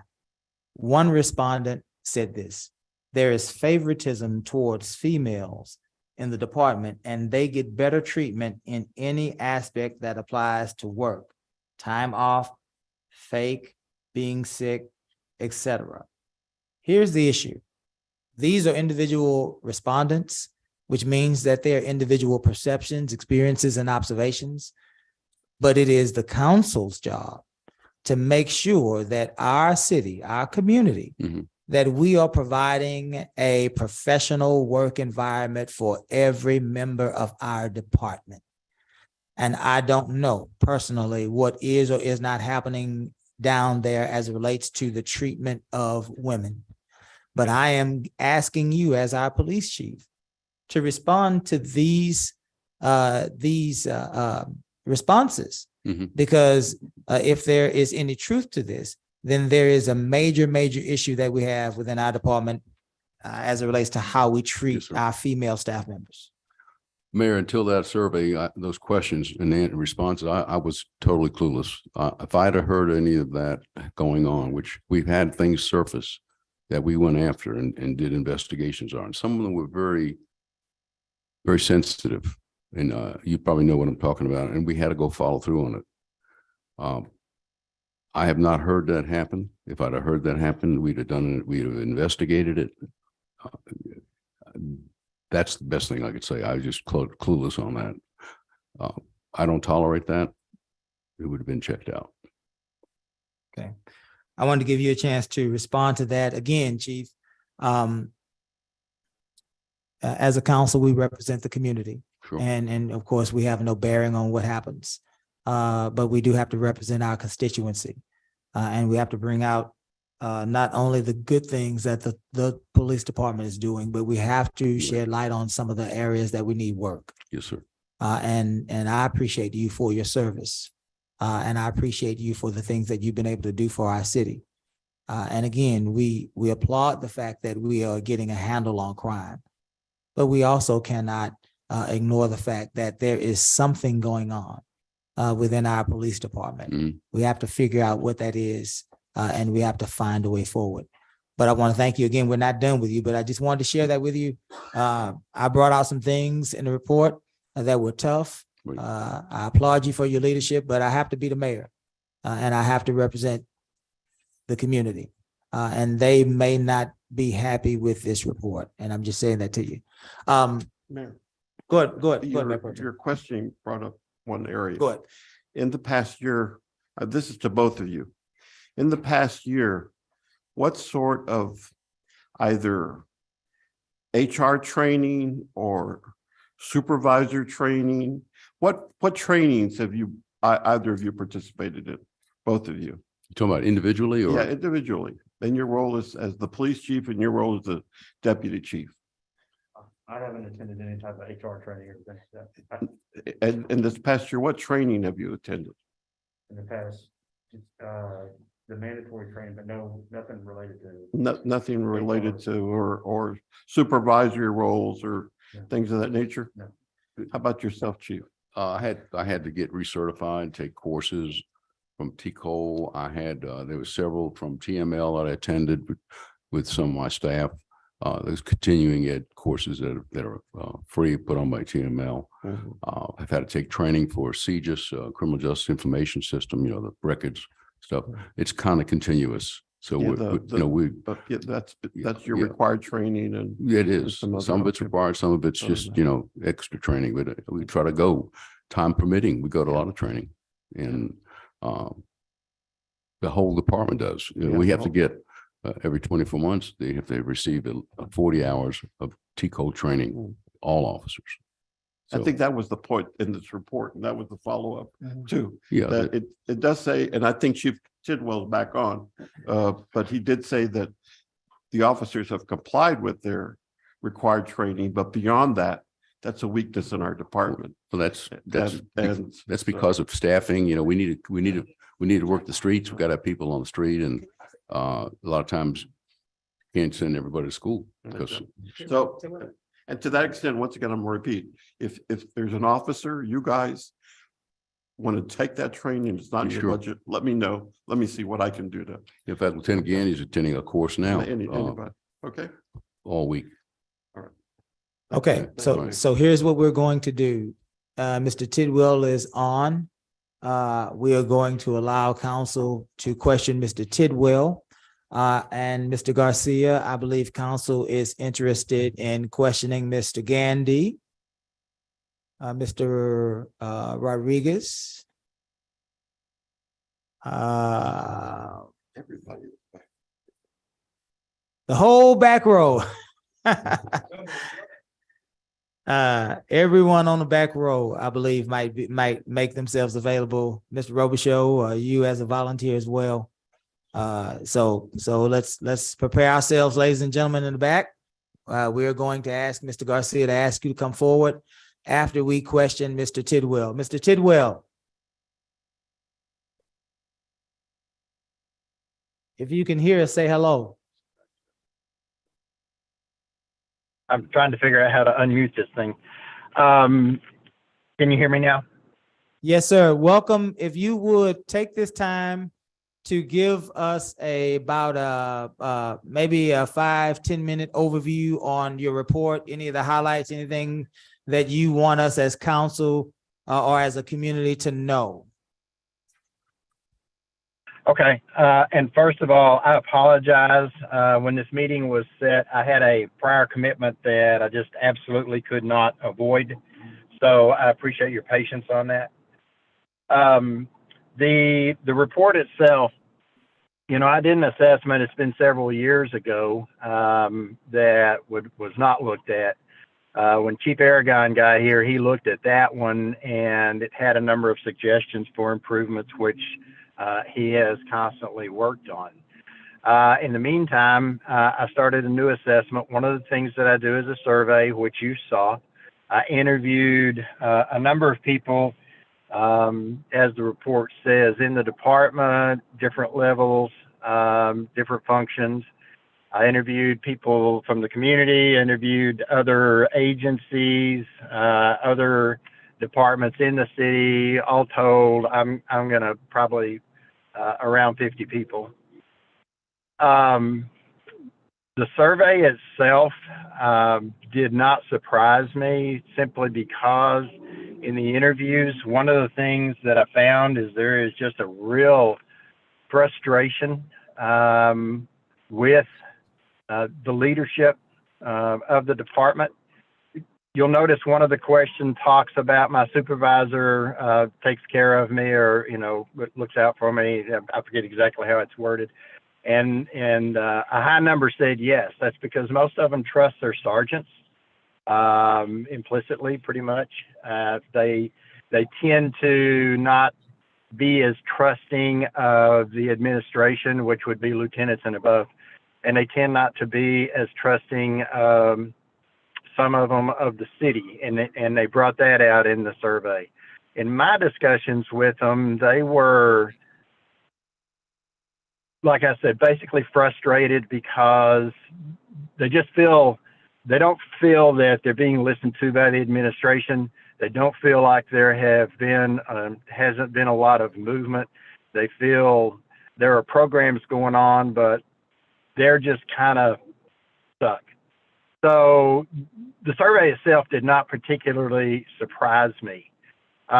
Chief Aragon is absolutely correct. It takes 3 to 5 years, and that's just basic human resource and leadership management.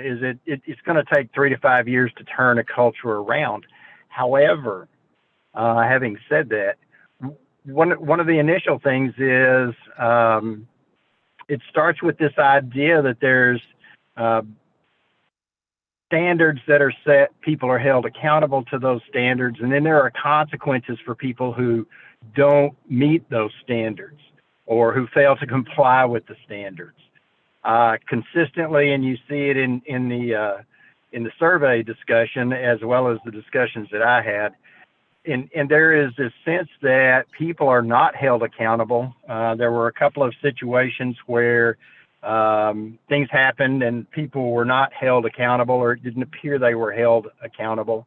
And so if you're going to do that cultural turnaround, part of it is you develop trust. You develop trust by consistently setting standards, enforcing those standards, and holding people accountable to it. And that develops that trust relationship. One of the things that really shocked me, and I guess I missed this the last time I did the assessment, was when I went to find out what the standards are, I found that the department has not routinely, up until recently when they started a new, I'm going to call it an activity sheet. They just recently started that, but prior to that, there's really no way to monitor what officers do. For me to get the number of citations each officer had written over the past couple of years, I actually had to go to the court to get that. I couldn't get it from the department. And so, it's hard to say we're holding people to a standard when we're not monitoring the standard. And same thing with the video cameras. You saw that we have video cameras, but the common statement was, well, we don't really review the video cameras unless there's a complaint or unless there's an incident. Well, nationwide, we're seeing a lot of incidents that maybe if we had routinely monitored officers' behavior, we wouldn't be seeing it on TV. So, I think there's just this whole step that we've missed in that we really need to be setting a standard and holding people accountable to that and being very consistent about it. Otherwise, this whole perception that somebody is getting favorable treatment. I will say, I was listening to the discussion about the sexual harassment. I did not observe any of that in the time that I spent at the department, and I spent a lot of time with them. I didn't observe any problems with that, so that one kind of caught me off guard too. But I think it's probably a perception of somebody saying, well, this person has to meet a certain standard, but this one doesn't, because in checking the citations, you find that they're in a 2-year period, you've got an officer or several officers that may have written 500 tickets, and then you've got some officers that may have written 30 tickets in a 2-year period. you've got officers who may routinely write 1 or 2 tickets in a month. And I'm not saying that you're required to write a certain number, but if we're only doing 1 or 2 citations and somebody else in the unit's doing, 40 or 50 a month or 30 or 40 or whatever, then there is this, how come I'm working and they're not having to work? So we just need some standards. And I think a lot of that then is perceived as lack of leadership. And part of it is lack of leadership because the role is to do that. I understand Chief Aragon is really involved with the citizens on patrol. I don't think that's a bad thing. I think it gets community involved. I think it shows that the department cares. But the other side of that coin is we don't have any, and somebody said it a minute ago, we don't have any buy-in from the officers because they quite frankly don't just see it as something critical that they ought to be doing. And I think, part of it is we need to sell that, not just be doing it and telling officers you're going to be the community-oriented policing officer. You've lost some really good officers over the past, 5-6 months who really are a big loss to the department. So I think some of those things just need to look at what do we do to make it a place where we set standards, we enforce standards, and we hold people accountable to it, because that's what creates the consistency that people look for in an organization. So there's your 5 minutes. Thank you. Thank you, Mr. Tidwell. We're going to, if you don't mind, open this up to council for questions, sir, and we are going to start with Mayor Pro Tem Compion. Thanks, Chief Tidwell. I want to just kind of focus in on 2 areas. And one is, once again, your section on training. I had ended up my questioning of the chief and the deputy chief, and they provide their input. But you specifically, in your observation, said that we need to go beyond just the mandated training to keep up. And especially with you talked about field training officers. They can take the online courses, but the online courses are dreadfully insufficient to prepare an officer to train other officers. They need the opportunity to go attend some face-to-face training, classroom instruction. And you felt that was significant. Is that true? Yes. Online training, has its place, but the reality is if you're, and I do a lot of training. And one of the things that I know about that is when you do an online course, there's no time for interaction. And the other side of that is I know police officers. One of my good friends owns OSS Academy, who does the online training, and they really have to set up systems because officers will just want to get through it.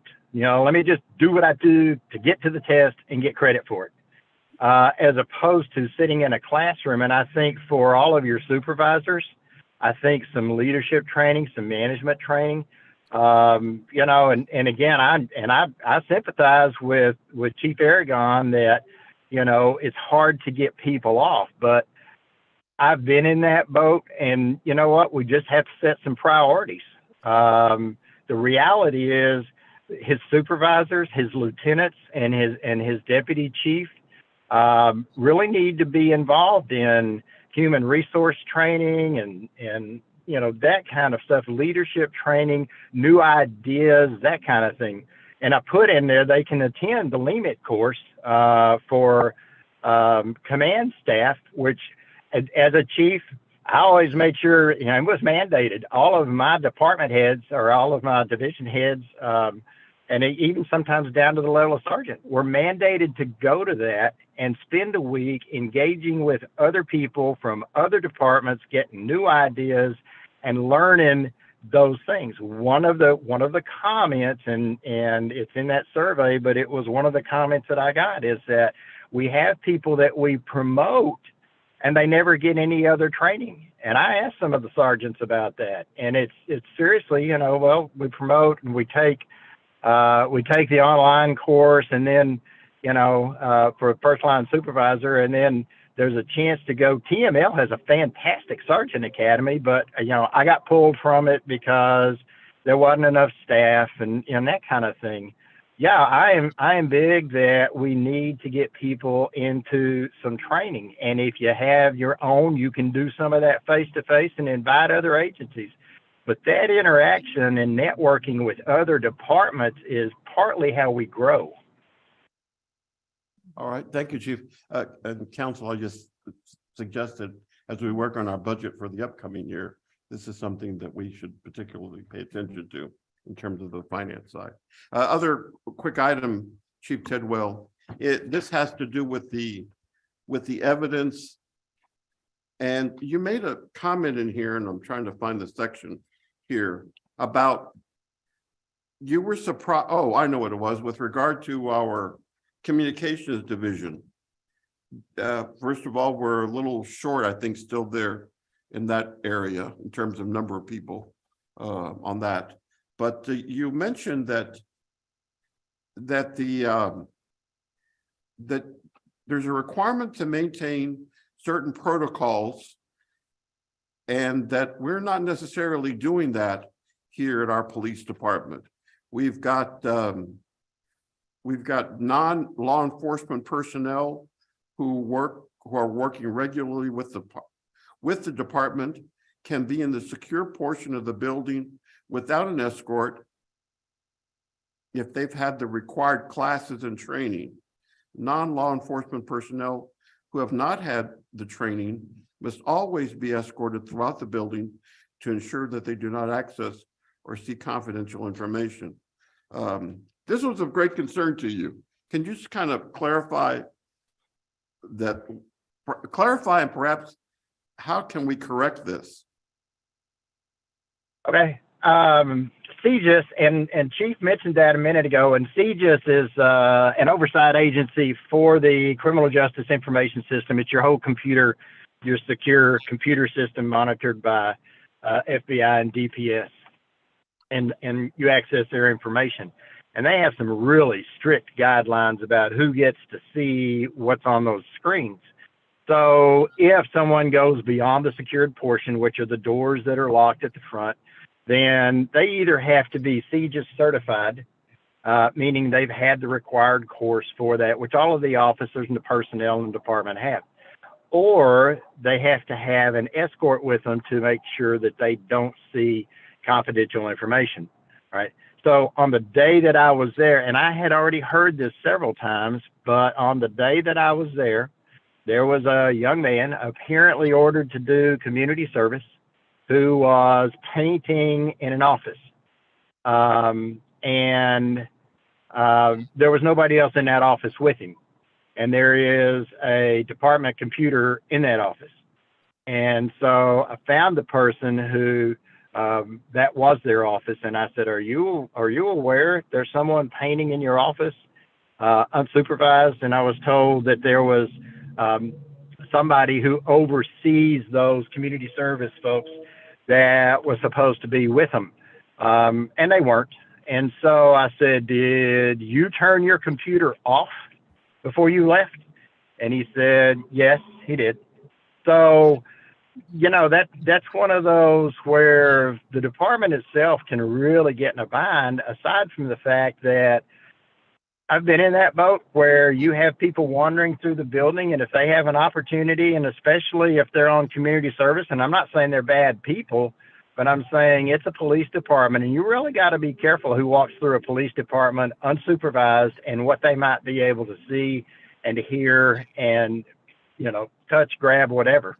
So, yeah, I did have some concerns about that. Mayor Pro Tem, Yes, sir.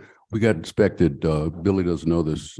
Kyle, if you could talk on it. We got a CJIS inspection about 3 months ago, and we did an exceptional job based on all the stuff that Billy Tidwell's mentioning. Sonia Stell from the CJIS.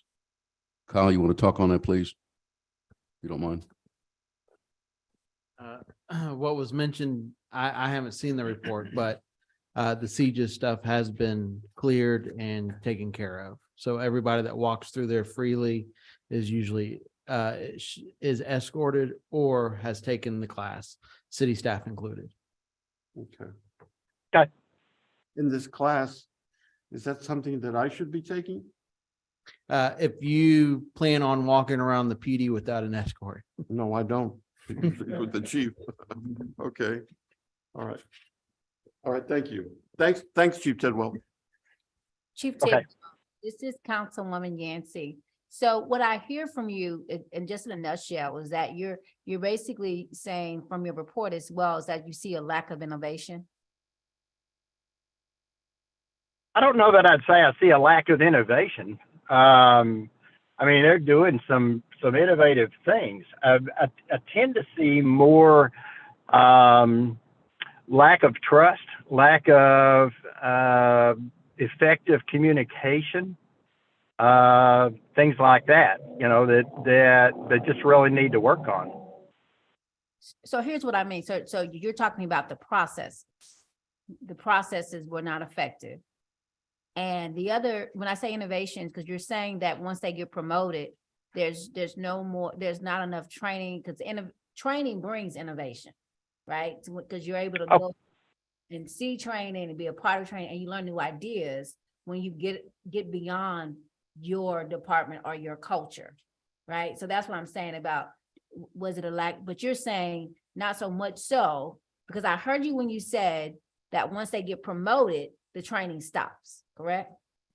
Because what? Okay, so I get what you're saying now. So yeah, okay. I wouldn't actually call it a lack of innovation. I think there's a lack of exposure to new ideas and new ways. And in fact, some of the comments that I heard from a number of folks was that, once we promote here, we tend to just do the same things that we've always done. There's no new thought and no new processes. So your word for innovation is mine for there's just sometimes a lack of exposure to new ideas. Because we know we're dealing with a new generation, a different generation and technology has definitely changed the game on how we police as well. So that's something that I saw as well in your assessment. Thank you so much for your time. And if you have anything else, we are definitely here to hear your extras and how we can solve about the problems alive. Yeah, I'm just taking questions. And don't take what I said as you have a bad police department. I can tell you this, if I was still a chief, you'd be in a bind because you got some officers I'd be stealing. They actually, you got some really good folks working over there. There is just, to me, you need to bridge that gap between your line level employees and your upper level employees in administration. There just seems to be some gap in there that we're not communicating or understanding each other like we should. And it's interesting to me that the employees themselves, even when they talk about being frustrated, that they are as dedicated as they are to that community and to their profession and to what they do. My other response would be there does seem to be a concern, and I understand some of that. There seems to be a concern on the part of the employees that some of them have mentioned possibly being worried about being concerned about doing their jobs because they feel like they might not be supported if they got in trouble. And I think, for y'all as a city, the police department as an administration, they need to be assured that if they're doing everything right and they're doing their job, they're going to be supported.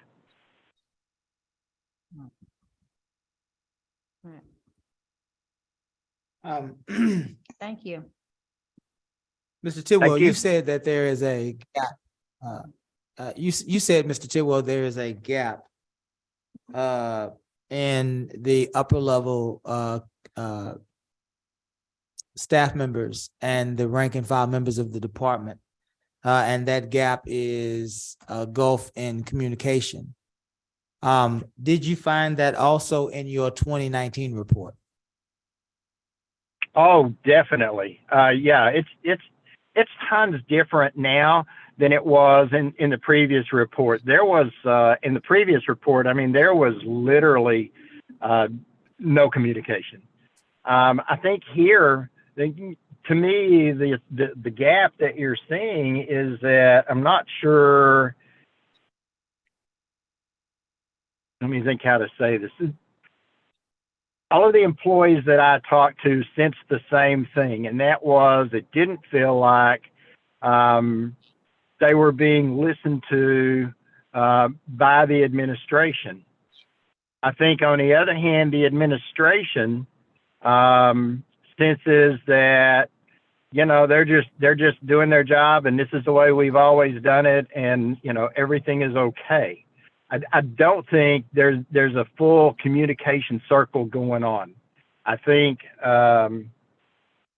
you know, I will tell you, Chief Aragon, I know, did a survey, and I heard from pretty much everybody that I talked to that there was a concern about being honest on that survey because it was handwritten, and that people in the department, and I'm not saying Chief Aragon, I'm just saying, you know, their comment would be people in the department know each other's handwriting.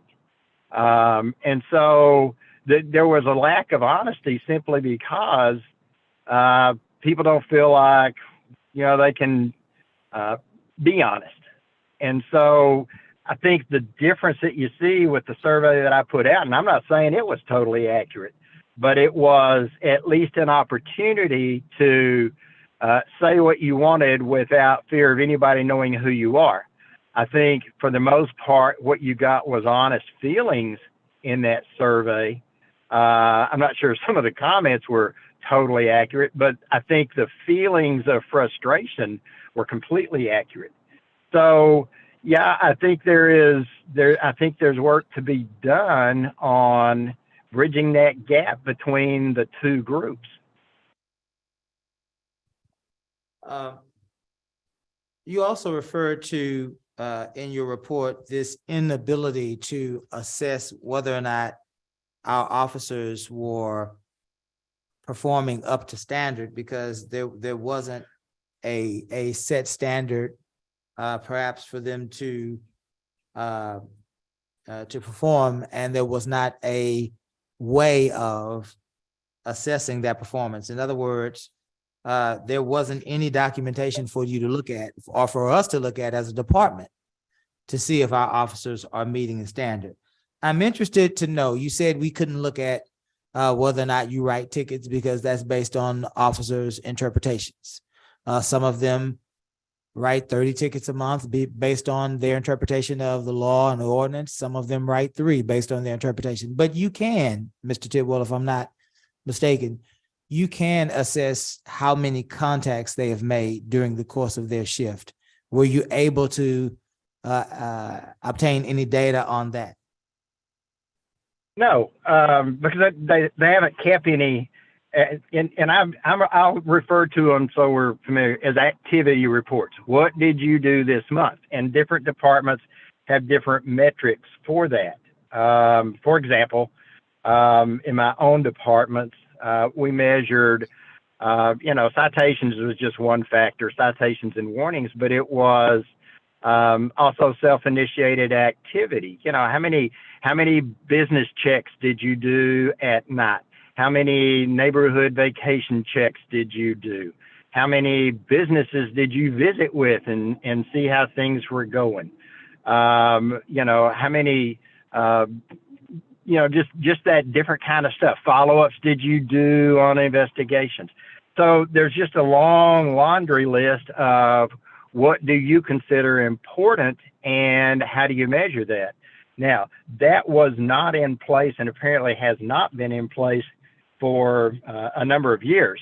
However, since after I started the assessment, and don't misunderstand what I just said, after I started the assessment, and it may have been in the works already. I assume it was.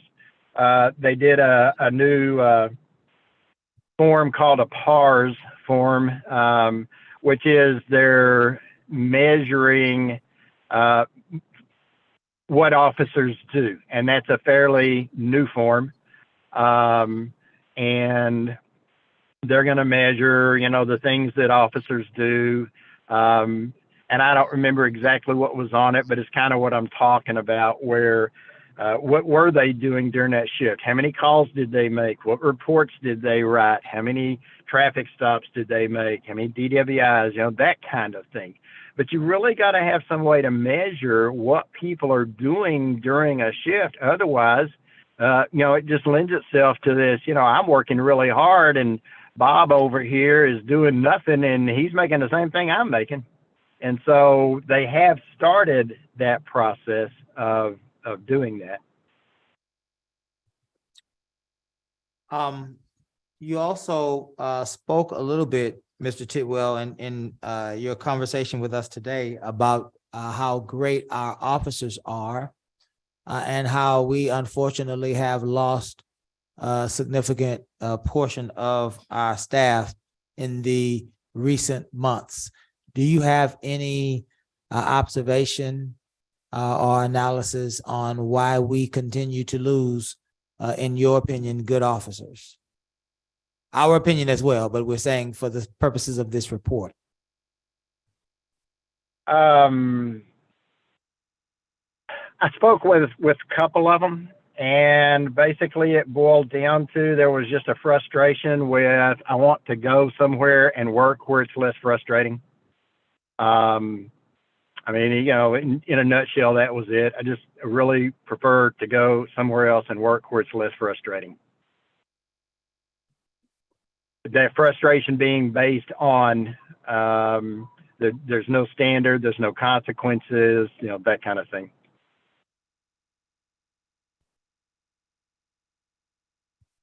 Now, that's not to say everybody that left. I'm just telling you that's the couple that I talked to. Sure. Thank you.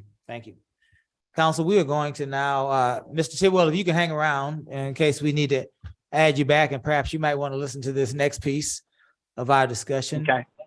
We are going to attempt to hear from other members of our administrative staff, which would be Lieutenant Gandy, Lieutenant Rodriguez, as well as I believe we have been asked to invite Mr. King, if he is still available, or any of our union representation. We want to always provide for them a seat at the table. Mr. King, are you desiring to participate with us today as a union rep? Sorry, 1 second. Help us, Gus. We have You to asked me to take do a- this, so help me. No, we're on to something else. We have to take a quick recess. There is no longer a quorum in the room. Yeah, Joe. Okay, so stand right there, Conan, and don't move. Hold your breath. No, I'm kidding. We're gonna take a quick recess because Mayor Pro Tem left the room, broke our quorum, and we will continue as soon as he returns. Is that what you wanted me to do? Yes. Okay, thank you. You don't have to stand there, Conan.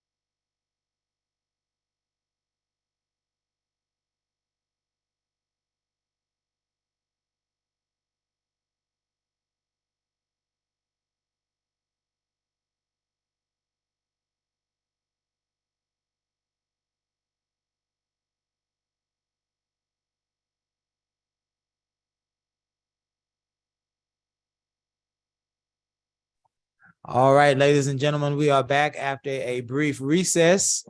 We have the command staff of the Lamarque Police Department here. We're going to allow them to introduce themselves. We also have Sergeant Crow, who is the evidence person. Part of the report reflects that we have issues with our evidence room, and so he's Mr. Garcia, is he here available for questions specific to the evidence room? Assuming he's Detective Crow, do you feel comfortable speaking in that nature? Is that okay, Gus? Okay. Before we start, Gus will educate us on the participation of Union President Conan King. Sure. Yes, Mayor. Corporal King is the president of the union. He's also on duty, and he's in uniform, so it would be inappropriate for him under the law to speak on behalf of the union. Would you agree, Mr. King? Very good. We just wanted to get that on the record for our community members. Thank you. All right, we are going to open up questions for our command staff. Before we do that, we know who you are, but certainly if you would let the public know exactly who you are and what area of our department you supervise. Gilbert Rodriguez, Administrative Services. Lieutenant Forrest Gandy. I'm over the Investigative Services Division, and then we both share responsibility in the Patrol Division right now. So administrative, investigative, and we're both kind of pinch hitting in patrol right now. Yes, sir. Very good. Thank you. All right. Mr. Compion, you ready? Yes, sir. Layout, we talked about commands. So once again, for my sake, lay out the command structure, starting with Chief Aragon. What's Chief Aragon, then below him, Deputy Chief Wagner, then below him is 3 lieutenants, myself, Gandy, and currently a vacant position. Below us is 5 sergeants. One of those sergeants is on a special task force. Below the sergeants are corporals, 4 corporals, 1 per shift, and below them are 4 patrol officers on paper per shift. And so when who do you consider your direct supervisor? Both of you, who's your supervisor? Oh, we both respond directly to Chief Aragon. To Chief Aragon, not Deputy Chief Wagner? I believe on the organizational chart, we go directly to the chief. Directly to the chief, okay.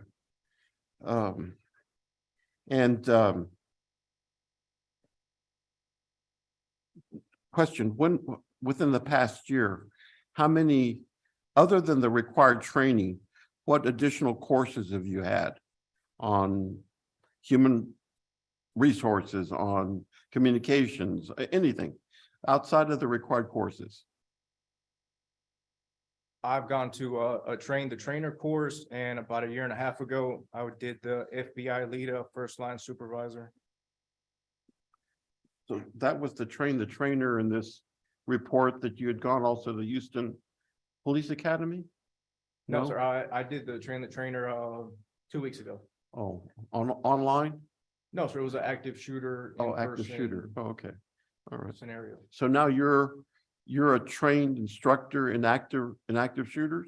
Yes, sir. All right. And the plans are for you to offer that course, what, within the department or to other departments as well too? Our plan is to host a forward block just for Lamarque PD, instructing them on the alert program for active shooter. Okay, all right, very good. And yourself, Lieutenant Gandy? Actually, this week, I'm in the what's called the FBI. It's been planned for some time, but it takes a while to get into the class. I'm in the FBI. It's called the LEADA. It's a trilogy of leadership classes. I'm in the executive leadership module this week, and then I'm scheduled to complete the other 2 modules over the next year and a half. It just takes a while to get into each class. Oh, excellent. Is that the same FBI? Correct. I went to there's 3 different classes, so to say, and you can take them in any order to complete the FBI LEADA trilogy. Yes. So we're both working on. Excellent. finishing Well, we need, all three. Mr. City Manager, we need a good press release on this. We're to brag about what our officers are doing. So I hope we have our PR person do something like this and keep us appraised of that. That's the first time I've heard of this. So that's dynamic. And we're, Dynamic. and on that note, we are, at least we've got at least two of our, I know the two sergeants who I directly supervise, our patrol sergeants are both signed up for their first module, which would be it's geared toward frontline supervision. So it's geared towards what they currently do. So they've both been enrolled in it, and I think the next couple of months they actually attend. So you're both involved in one administration, one investigation, but are you involved in recruiting officers as well? Yes, sir. So I'm responsible for recruiting and hiring. I take that role. We regularly present to local academies. We're working on updated print materials right now, and I handle all the backgrounds and stuff like that. So explain to me, I guess my question is two-part. Number one, if I have an interest in joining the Lamarque PD, and I'm a civilian in my life now. And I say to you, Lieutenant Gandy, I'd like to become a police officer. How to become, so I have to become a cadet. I have to go to training first, correct? Well, actually, since Chief Aragon returned, we resumed a program where we actually sponsor cadets through the academy. So now, if you're in, we've got at least one in the process. I think he's in background, where he was a citizen of Lamarque. He's interested in being a cop or a police officer. He hires on with us as a cadet. Once the academy starts, then we will sponsor him in the academy. His job will be to go to school once he graduates, and it's all once he graduates and passes TCOL, then he'll come aboard as a police officer for us and start our FTO program. And the whole program is monitored and it's governed by a contract. So if for some reason they decide they graduate the academy and they say, hey, we're going to Texas City or something like that, then they have to reimburse us for all those expenses that we salary academy and all that kind of stuff. They'll reimburse us. So it helps us develop people, citizens into officers, and get people into the system that maybe wouldn't normally if it was cost prohibitive for them to. And what's the time commitment in terms of staying with the department? I believe it's about a 3 or 4 year commitment. Okay. That's once they hit the streets as a police officer. I want to say it's at least 4 years. And there's not a hiring, Chief mentioned something about a hiring committee, but it's 4 years, Chief, is it 4 years? Yeah, so we have a recruitment team that handles, all the outreach and everything like that. It's a couple of our young impassioned officers that they'll go out and speak to these committees. We have a regular group of officers that do our oral boards. It's kind of I would say if there is a hiring committee that does our interviews, and then our patrol sergeants and our sergeant level administration is responsible for the backgrounds. So both of you, I'm a frustrated Lamarque member of the Lamarque Police Department. I'm frustrated because, as we now have in black and white here, nobody's listening to me. So I'm coming to you, Lieutenant Gandy. I'm considering leaving the police department because I feel that today I'm assigned to do this, and tomorrow my job changes. I'd like some consistency in terms of my work. Please let me know how you can help me out in this regard. Does that happen? Yeah, I think so. I mean, and I think some of the council members can probably attest that over the years, I've been about as frustrated as anybody with this department. And and I'm saying my pre-administration life. Mhm.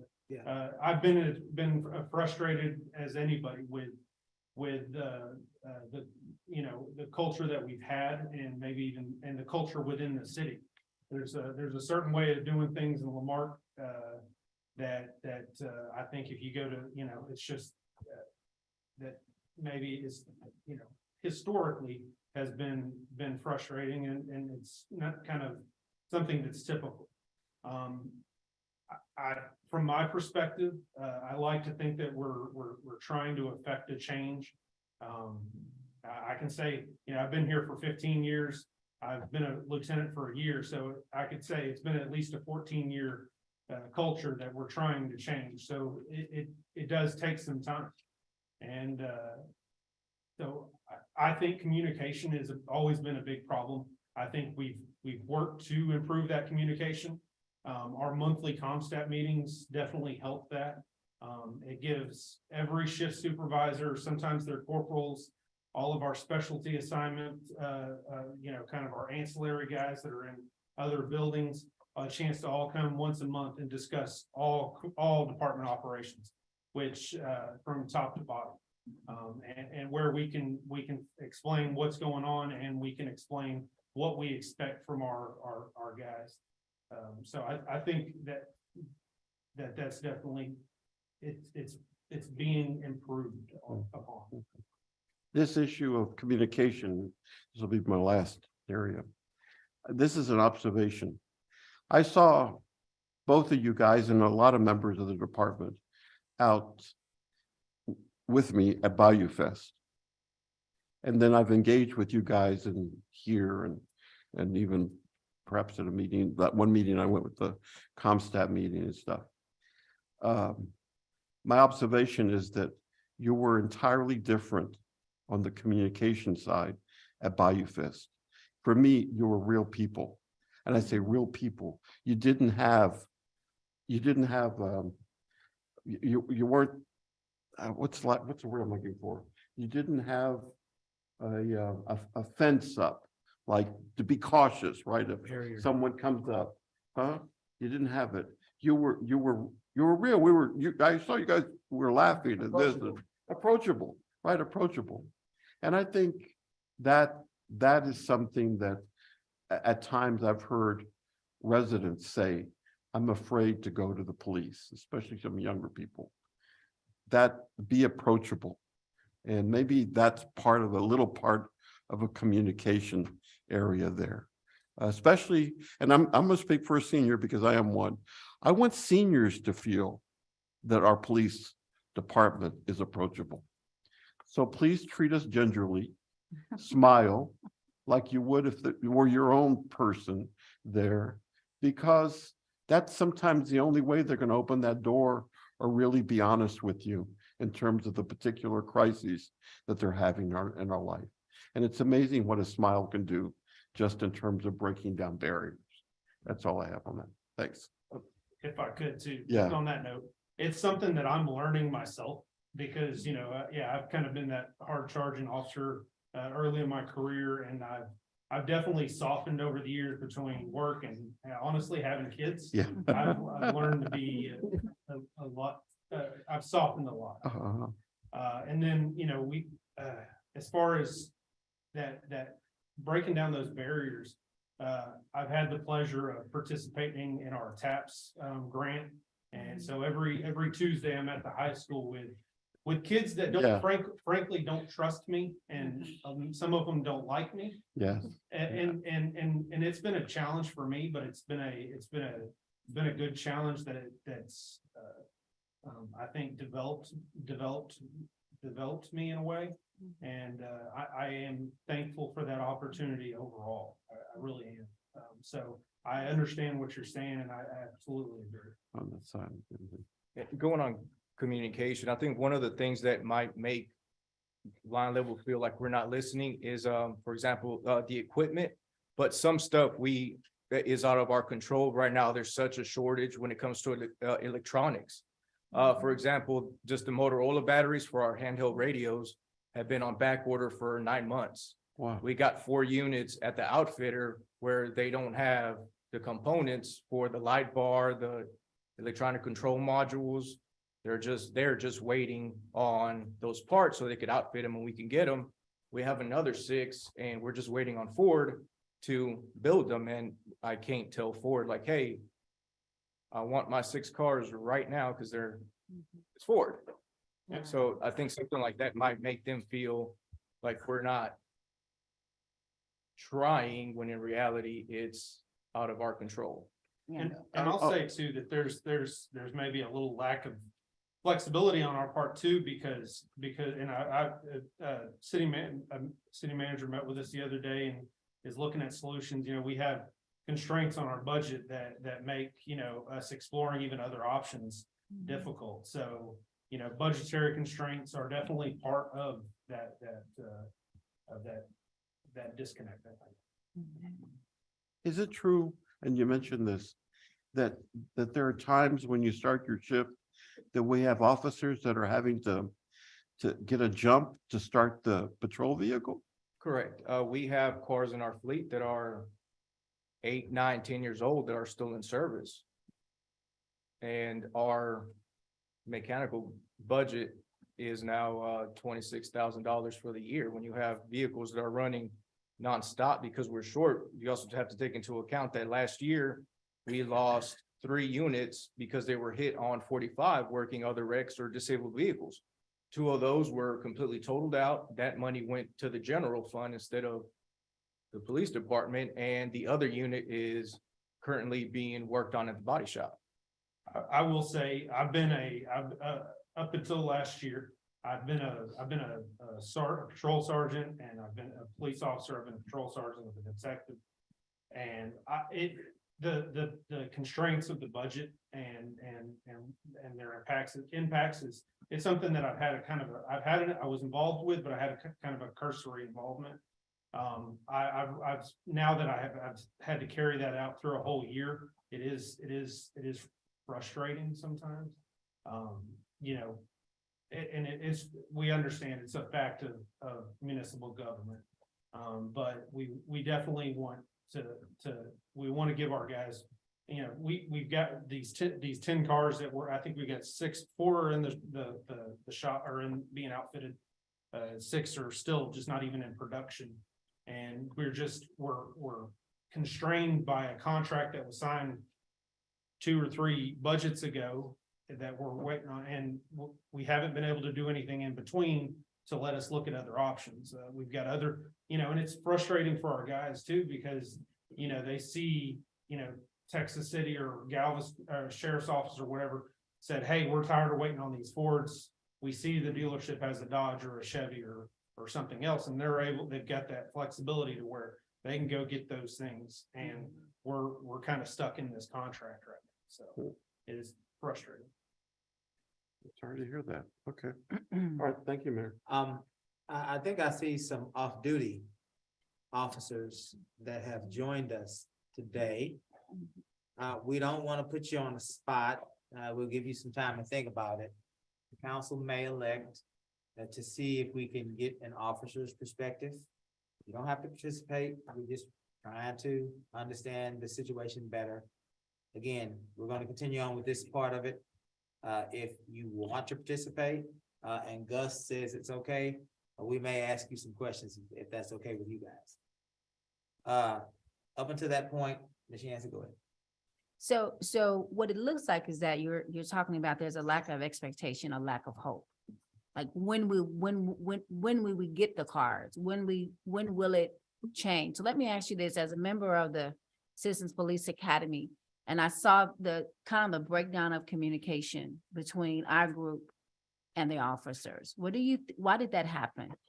Why do you think there was a breakdown between the officers and the Citizens Community Association? I just, as a member, I just want to know, because Citizens Police Academy. yeah, the Citizens Police Academy.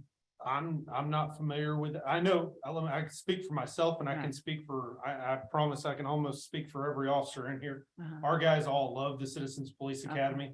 I'm not aware of a breakdown of communication with them. Right.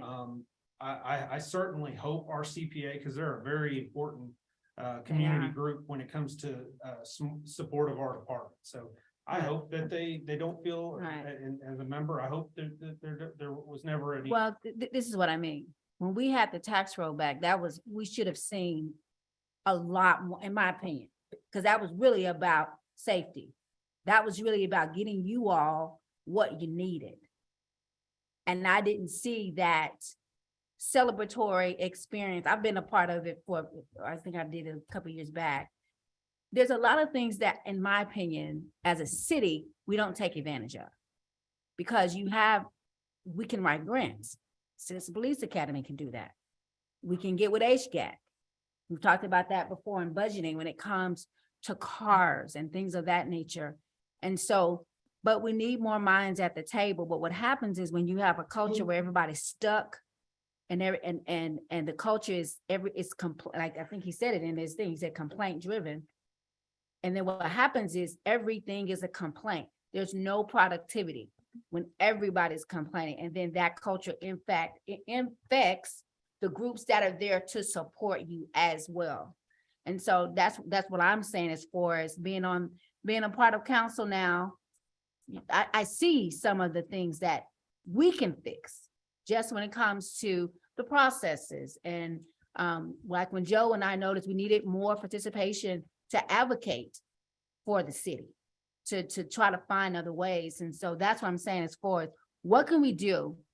And that's why I asked him about innovation, because innovation produces productivity. What can we do to help you guys? Because you are the decision makers, right? You are the ones that the complaints come to, but there's a disconnect. So what do we do to help you guys be more not so complaint driven, but solution driven? To me anyway, I think, and it's been repeated up here a bunch today, but the training is a big part of our department.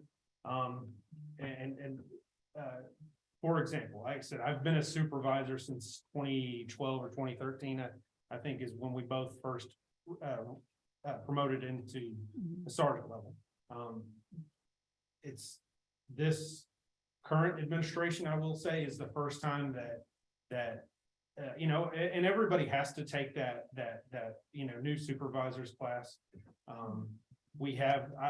But traditionally nobody has really made an effort, I think, historically to develop our leaders, because one of the downsides of a civil service department is you take a test, they hand you the keys, and I think this might have been what some of the frustration in that report was. Historically, we promote, you take a test, you do the best, they hand you the keys and say, hey, you're a supervisor. And I'll be honest, that's kind of what happened with me back. Wow.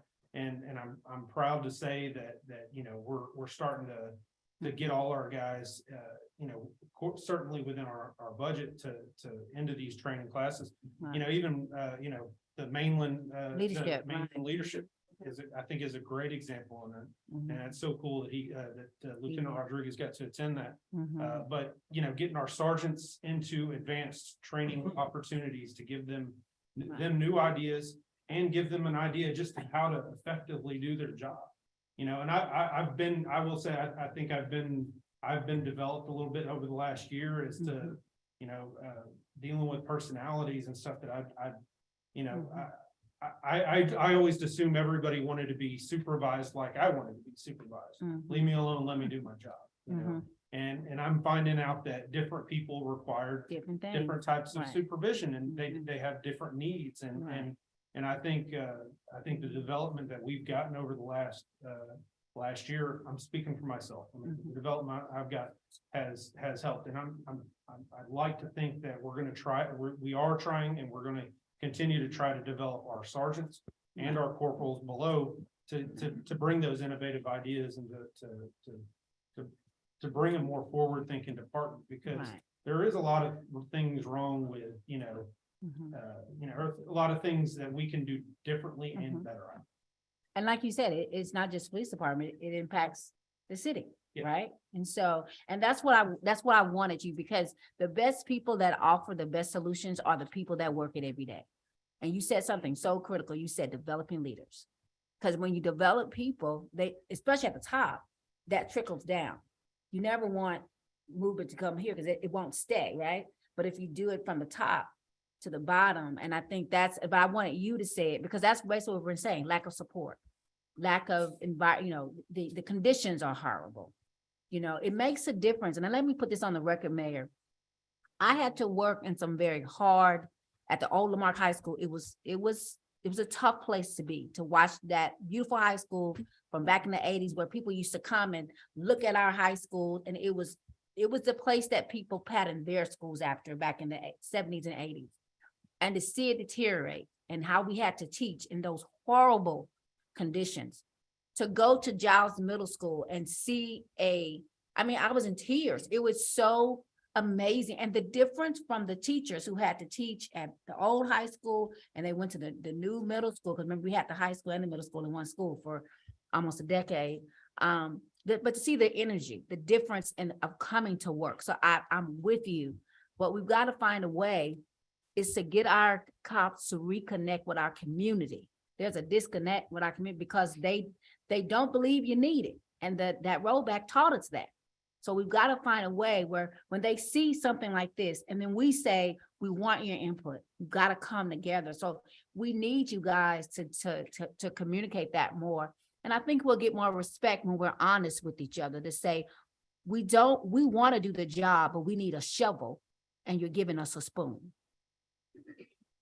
And for what it counts, and it's kind of, we have some of the best police officers that I've ever worked with. I mean, we have a good group right now, and they deserve good. They deserve support. They deserve good equipment. They deserve a good workplace. Right. I think the command staff that we have right now works well together. I think we communicate well with each other, and I think that communication down the line is improving. So. I hope we get I hope we continue to progress in that direction. And so, and this goes back to what we said with the chief, people have to know what the goals are. Yes. And that produces hope. But when people don't feel like there's any hope, there's never going to change. Because like I said earlier, I've talked to some of the officers that have left just because I want to hear from them. And it has to do with overtime. They don't get enough rest, lack of leadership, lack of trust.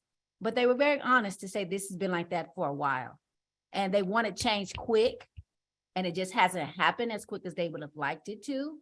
But we're here today to see what we can do to speed that up a little bit more. So thank you so much. And for what it counts, and I say this because I said it directly to Mr. Garcia the other day, because I understand that lack of trust, because I've been, like I said, I've been more frustrated than anything.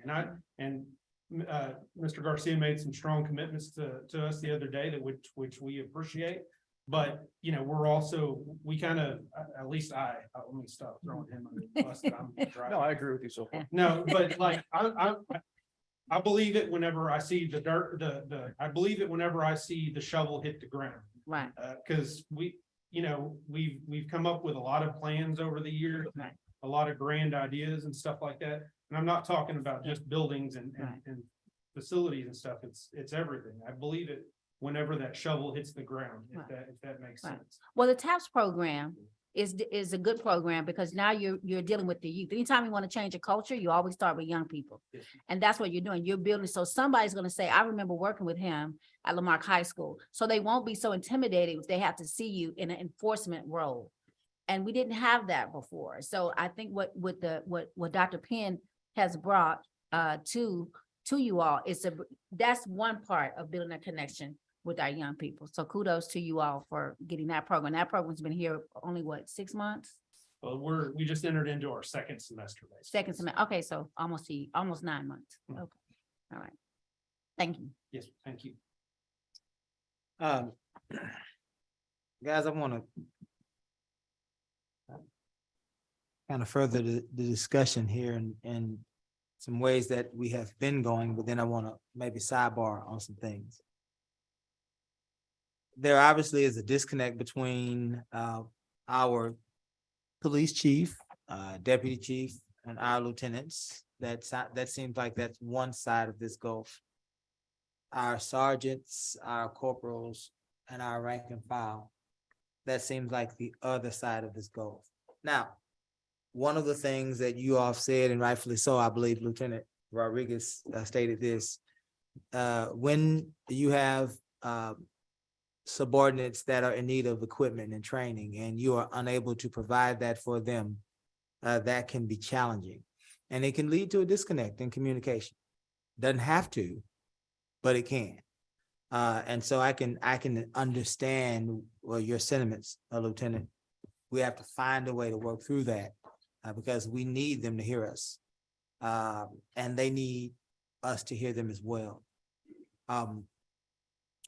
Both of you all were patrolmen and sergeants, and now you're both lieutenants. You are folks that are in command, scripture says, but you are also subject to command. So talk to me from your experience, from a practical place. What do we need to do to resolve this issue of lack of communication?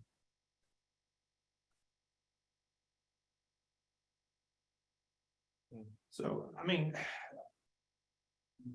it's been a learning experience for me this last year, you know, going from, like you said, rank and file to a place in administration. So it's been a learning experience. I like to, I think, you know, we try to do a lot, maybe we can do more, but, you know, working alongside of our guys, you know, a lot of our operations and stuff like that, you know, I think we both commit to, we don't just supervise, you know, we both like to get in there, get our hands dirty and see, you know, we both have worked several patrol shifts over the last, you know, 6 months or so. We work all the special events.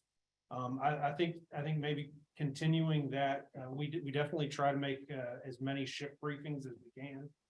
We have an open door policy. I know Deputy Chief and Chief as well have that same policy. As to what more we can do, I think maybe more of the same, and then I think also just showing these guys by our actions and our you know, words that they can trust us and they can trust what we're saying as you know, and try to overcome maybe that gulf that's been there traditionally. I don't know what more to say than that. I think to steal Mr. Compion's train of thought, being more approachable, not just with the citizens of the city, but also within the department itself would probably also go a long way.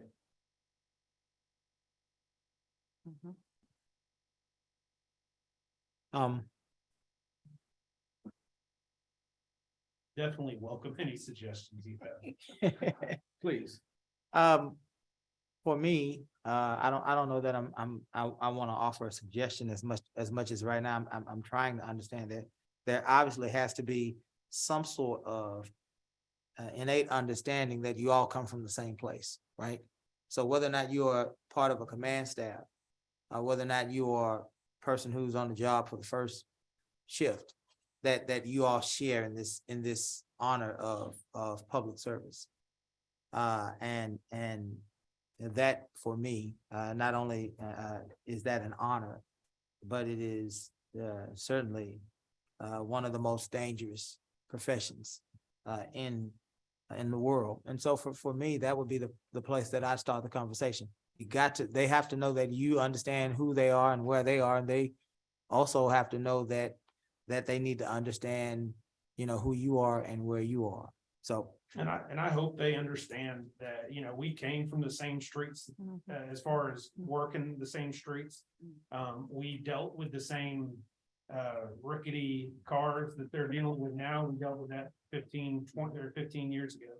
The same, you know, so, you know, or some of the same struggles and the same challenges that they've dealt with, we dealt with, you know. I think hopefully they understand that we understand what they're dealing with and we're doing everything within our power to improve the circumstances. Very good. I want to shift a little bit because I want to make sure that I cover an area that is not necessarily covered, but this is your area, Mr. Rodriguez. And I want to make sure that I have clarity and the council perhaps have clarity. You're responsible for administration, is that correct? Correct. There are a couple of things that I want to put on the record about administration for our public, but then there is something I want to ask you, just general sentiments about the part of the department that you supervise. I wanted to say that certainly the report reflects that we are severely understaffed in our telecommunicators division. Correct. It calls it an extreme emergency, if I'm not mistaken, somewhere in this report. Your telecommunicators have worked more hours than the normal telecommunicator. They have received more calls for a city our size than the normal telecommunicator. Those calls have been more traumatic in their characterizations than the normal telecommunicator. And we are, again, understaffed and underpaid. That has, I don't need you to respond to that, Mr. Rodriguez, because I'm sure you'll say amen, but I wanted to bring that out and I wanted to let the record reflect that on your behalf. There has been, Mr. Rodriguez, as we just get into this, there has been whispers about our administrative portion of our police department as far as morale, as far as effectiveness, as far as clarity and focus, and more important than all of what I just said, as far as their happiness and their willingness to continue on in their capacity. This is your department, your sub-department. These are the folks that report to you. I don't know if this is true or not. I'd like to know if you believe it's true, and if it is, how can we help? If it is not true, certainly we want to understand what is actually happening. Right now in communications, we have 6 people. Out of those 6, 2 are in training. The problem that we run into is that we have a lot of applicants. They get interviewed, pass the background and start, but they don't realize how much goes into being in dispatch. We've had a couple that never came back from lunch. So it's a matter of, it's happened a lot because they think like it is like in pretty much like in TV until they actually get in there and see how much is behind the curtain, so to say. And then once they get in there, they're in shock and they just can't handle it. And either they leave on their own or they just don't meet the training standard and are let go. So we are still trying to interview people and get more people in, trained, and to be able to have a full dispatch staff so that they can take off and things of that nature. So let me drill down, Mr. Rodriguez, in the area of our records clerks and that part of it. And I'm specifically wanting to understand if we are, if that portion of our operation is efficient, if we are effective, and if those persons understand their job function, and if they are satisfied with their relationship within our department. And so that's the area I want to drill down on. I want to make sure that our folks know what they're supposed to do and that they are satisfied in their relationship with our department in that particular area. Currently, we have the second records clerk that is in the background process. Once that background is complete, if she passes, then that person will be hired. So we'll have 2. It took a while to get the second clerk hired. I believe the spot was frozen after the rollback. So once this year started, we were able to get that job posting and get the ball rolling to get that spot filled. Our current records clerk is doing a banged up job. She's very intelligent and knows what to do when they're in and takes care of it. If I can, something to just, from my perspective, developing our civilian staff and professionalizing, we have an excellent civilian staff right now. Whether it be our administrative assistant, our records clerk, and or our telecommunicators, they're all excellent. But, the developing their salaries and their benefits up to a point where we can attract, once we can turn these jobs into careers, the careers that they should be, I think we'll do a lot better. Thank you for that, Officer Gandy. That is definitely, I like that, turn those jobs into careers. I've worked with you, Mr. Rodriguez, in contract negotiations, and I know you to be a fair person, fair-minded individual. And I would believe you to be a person that represents your subordinates well. And so I ask you directly, do you believe that those people that report to you, do you believe that they are at least satisfied?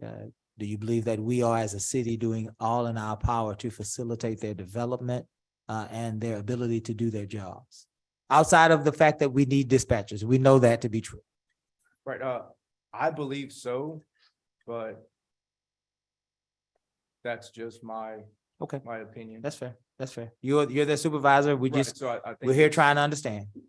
In my opinion, yes, but without asking one of them, Yeah, just be sure, a tough sure. question to answer. Sure. We just want to, again, we're just trying to understand better, and certainly that you all do this every day. Yes. Absolutely. Absolutely. What did you say? Yes. Absolutely. I wanted to ask y'all two final questions. And you may not have an opinion on the first one.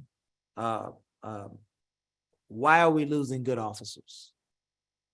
It's been established by Mr. Tidwell, we've lost good officers.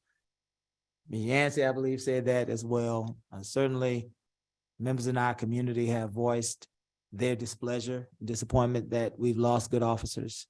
Why are we losing good officers?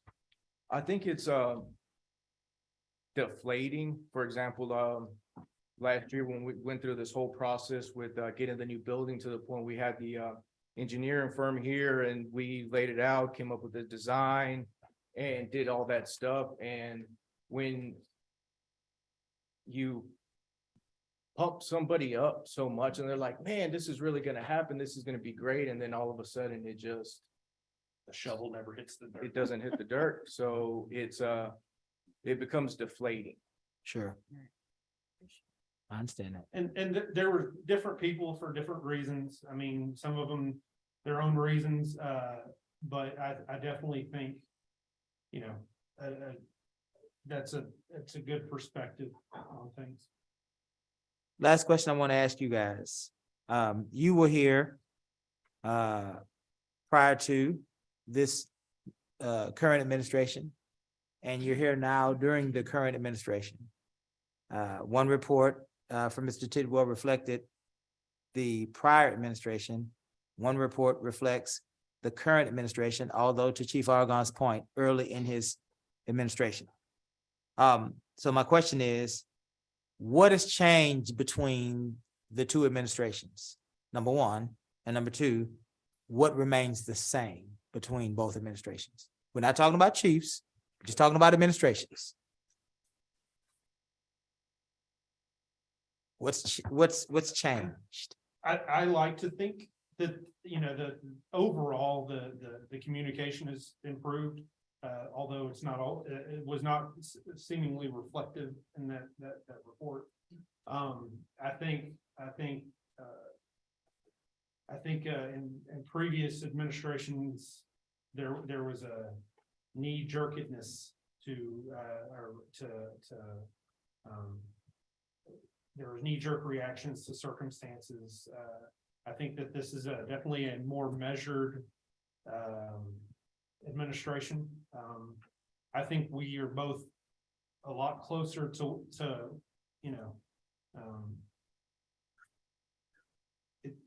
the distance between us and when we were patrolmen is pretty short overall.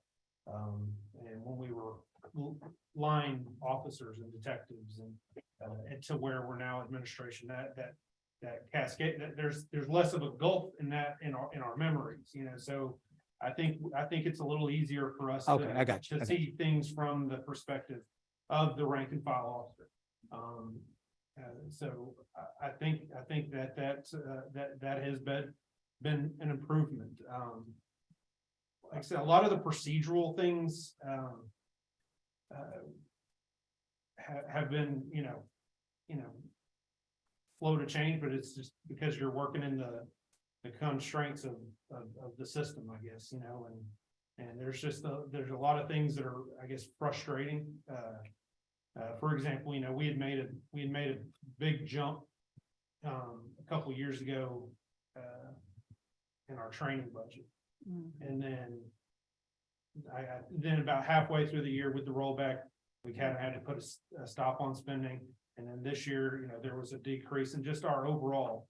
I think the step back in our budget has made it more difficult.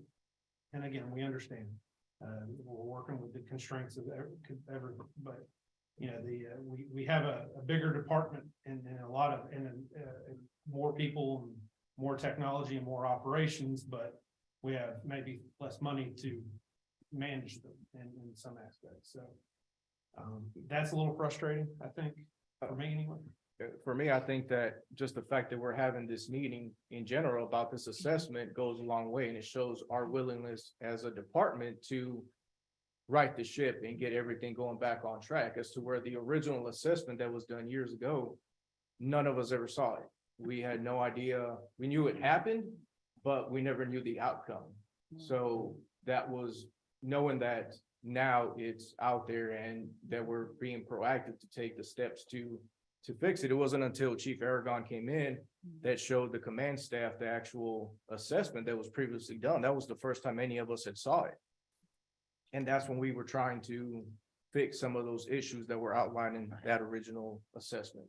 And you can't But this is correct what's years wrong. later. You don't know it's wrong. Correct. Can't We're correct. talking about 2 And I 3 think years later. And I think that's the biggest thing is, if there's something wrong, we want to know about it, because, I don't want anybody suffering in silence. I have an open door. I know G-Rod does. So we're committed to making things work. We both have, several years left on this department, so we're not going anywhere. We have.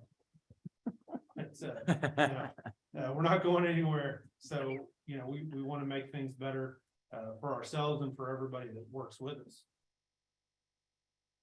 Thank you all for that. I wanted to invite, I know we have some off-duty officers. I'm sorry. Go ahead, John. Just a quick item, just before we close out with you guys. Observation, question 5. I feel that my supervisor is invested in my being a successful member of the Lamarque Police Department. Overwhelming number of respondents agreed with that statement. When question 6 and 9, when that question was qualified by saying, I feel the administration, and administration is defined as leaders above the rank of sergeant. The numbers changed. I'm just pointing that out to you. So your belief, there seems to be a disconnect within your thoughts in terms of effective communication and response with at least the individuals. Mind you, it was not a majority, but the 20 individuals that responded and participated. I'm sorry. No, you're fine, Joe. You're fine. At this point, guys, we want to ask you all to stick around, but we want to invite, again, this is an open forum. We want to hear from every level of our department. There are off-duty officers. There are on-duty officers that can't speak because they're on duty. But there are off-duty officers here. If you all want to come and approach so that we can hear from you, you are more than welcome to come at this time. Yes, sir.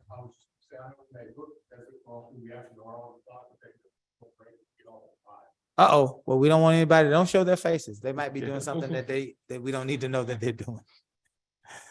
We kid, but certainly we thank you all for being here. Well, council, Mr. Robichaud. and Mr. Robichaud Ms. Devine. and from the- Mrs. Devine from the CPA. I don't know if Ms. Devine has had a chance to even digest this report. Did you want Carl to speak? You have something to say? Okay, let's, Did you want Carl to speak? hold on just a minute. Okay. Mr. Robichaud, Sergeant Crowe, is there something that you wanted to add as it relates to the evidence room? And the expectations that we should have as a community for our evidence room? Okay, could you do that for us, please? And then Mr. Robichaud, we certainly will hear you. Ms. Devine, we will definitely hear you as a community member. Yes, ma'am. Just like to clarify, there was perspectives that there was problems in the evidence room. We have to kind of refrain from saying that because that could lead into bad situations. I've been a one-man show for 4 years. I work crime scenes, also do the property room. I've got assistance from Corporal Santos, who's helping me with destructions.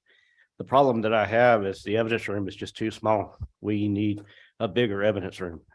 We need a bigger place to store this evidence because some evidence we can't get rid of. We have to keep forever. Okay. Thank you, Sergeant Crowe. We definitely wanted to hear that from you, and I know you're on duty, you kind of compromised, so we won't go any further with you, but definitely wanted to hear a better understanding of the evidence room. Yes, So sir. thank you. Mr. Robichaud.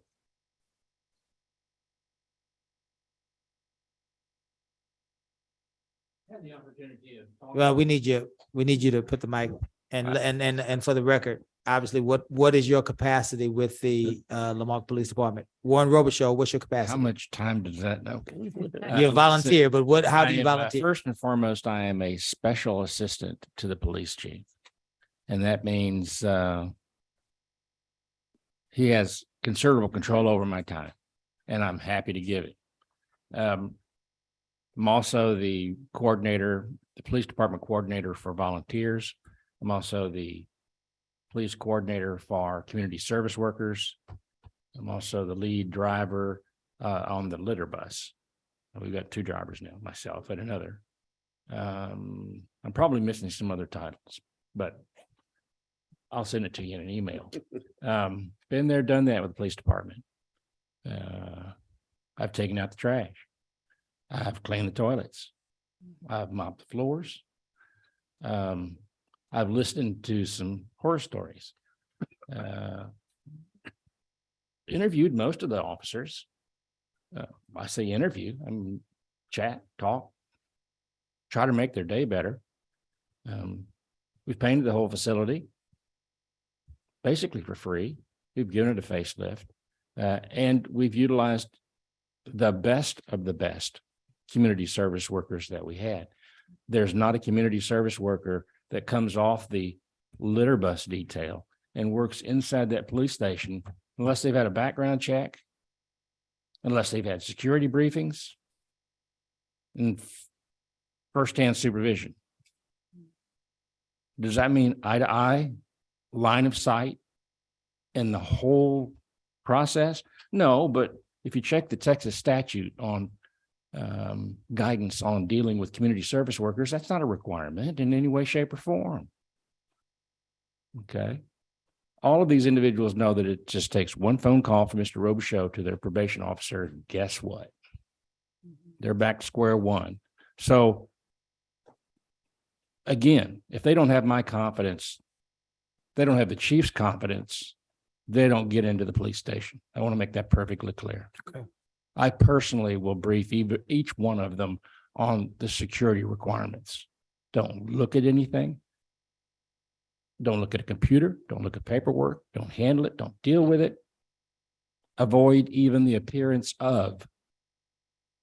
Now, I think we had a situation that was delineated earlier where I personally think the situations were blown out of proportion grossly. Have a young man, married, baby. The last thing he needs to do is get back in the meat grinder. He's trying to do better, trying to make something out of himself, work incredibly hard improving the work environment that the police officers are in was invisible when it hit the fan. Stayed out of the way beyond reproach. And my instructions to the individual was, we need to go back in the back of the building to deal with some pain issues. Right. So the individual went back there. He's not in my direct line of sight, but he's working under my direct supervision.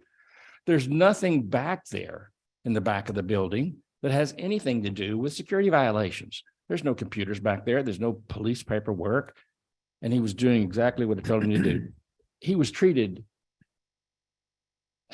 very poorly, demeaned, a complete lack of dignity and respect. And the individual that did it does not have any authority on community service workers, doesn't have any training with regards to community service workers. And we handled that as politically correct as we possibly could. Yeah. All right. But I'm not going to compromise the great things that we're doing with our community service workers. Yeah. It's just not going to happen. I don't know, Mr. Robichaud, that any of us have any issues with your, with the department's community service arm. So. I heard something about mission statement. Did you know that the mission statement it's hanging in the lobby? It's hanging in our police lobby right now. Our officers know what our mission statement is. They live by our mission statement. Okay. There's all kinds of things on the wall in the police department that only a police officer can truly appreciate. There's a stencil on the back side of on the inside where the public don't generally see it. On the inside of the police station, it says, "We the people." Now, you can write libraries of language in terms of what does "we the people" mean. It means something different for a police officer. Okay. Whistleblower policy. I don't know anything about the city's whistleblower policy, if it even exists, but I did a quick search while I was sitting and to the city website. And if we don't have a policy on whistleblowing, shame on us, because it's been on our city agenda a handful of times. So it certainly isn't any one department head's fault. Okay. And besides that, there are any number of federal and state avenues for an employee from whatever direction or flavor can address. I think just any first-year attorney would be able to find an avenue where an individual could seek redress in one form or another. Surveys. I got the impression that a 20% response in a survey was less than optimal. Yeah, it probably is a little less than optimal, but, and I'm not a survey expert by any means, but, and it's got to be true because I found it on Google, right? But it says anything from a 5% to a 30% response is good. Great, fantastic would be about a 50% response. But 20% is pretty darn good. That's pretty reflective. Now, we probably could have gotten a higher rate of return on the surveys. We could have pounded tables. We could have applied duress, persuasion, and coercion to get the surveys back. But that's exactly what we're saying we don't want the chief to do. We don't want the chief to be accused of duress, persuasion, and cooperation or coercion. Yeah. You see, the optics there can go both ways. I'd say 20%, take it at face value. I would definitely take into consideration the credibility of a statement if the statement is non-specific. Excuse me, Warren, I'm going to ask the mayor, some of your questions and statements are beyond what I think is appropriate. Okay, right? tell me Uh, when. Just say too just far, so- Mr. so Robichaud. the So fo- at the end of the Or day, if Mr. Robichaud, if Mr. I wanted Robichaud you I wanted you to be able to vent a little bit, but at the end of the day, you are here in the capacity of you're working in Wrong. the community. No, sir. Well, I am here well- as a citizen well, of you, Mark. Mr. Robichaud, wait. Here's the issue then. Well, we don't need you here at the desk then if you're here as a citizen, because the folks at this desk are people that have some Granted. sort of intimate knowledge, Yep. inner workings. and Well, I have association. that. Okay, so are you here as a citizen or are you here as a person who works with the I community? would think it would be impossible for me to separate my Okay.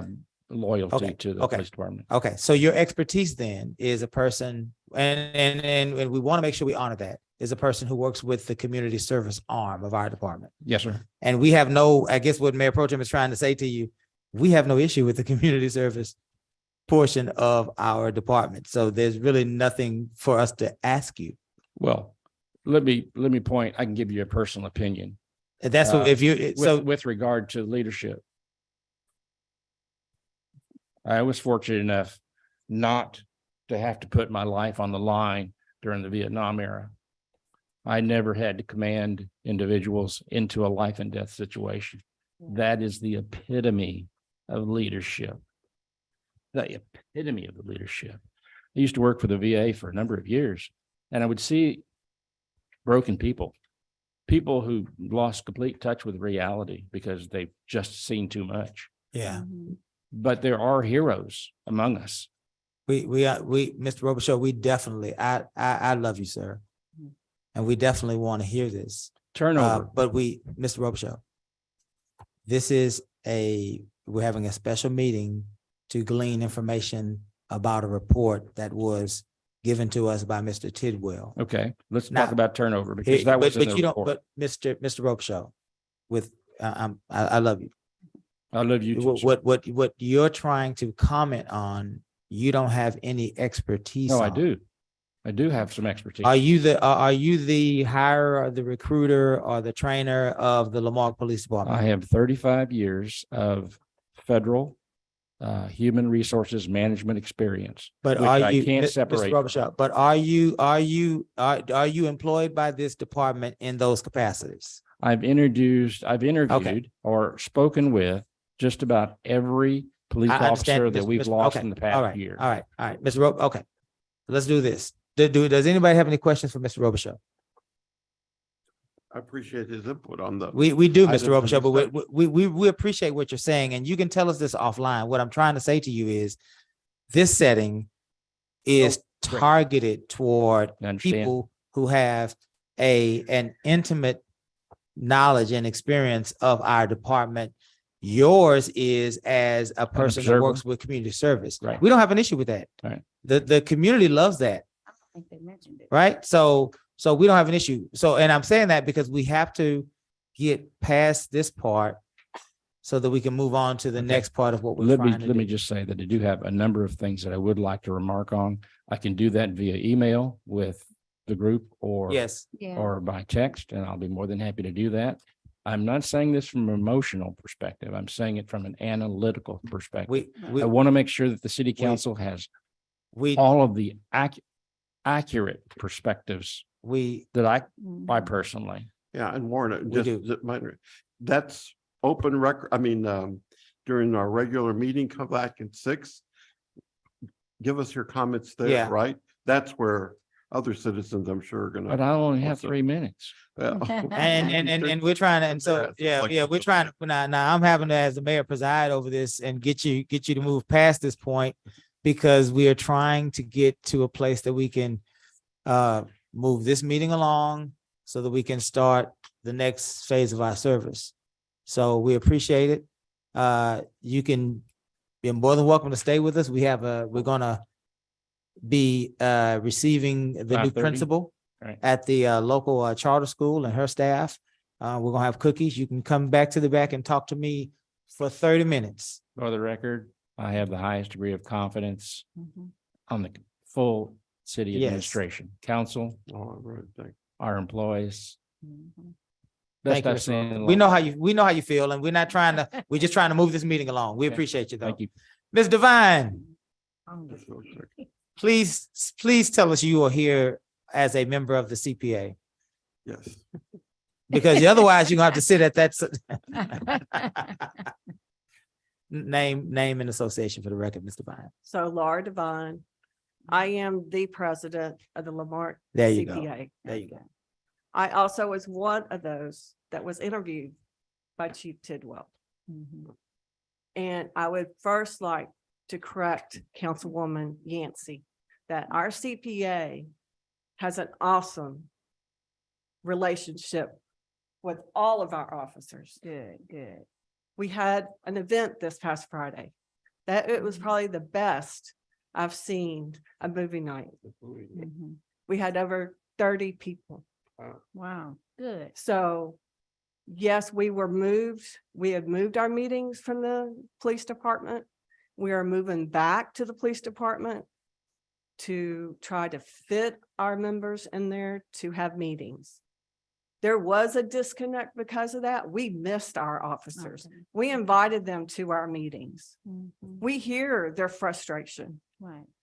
So I just wanted to correct, Yeah. I'm sorry. No, you're good. That's great. There's, Yeah. we Yeah. have a That's great, what we're here for. Yeah. we have a Absolutely. great relationship with our Absolutely. officers. Yes, ma'am.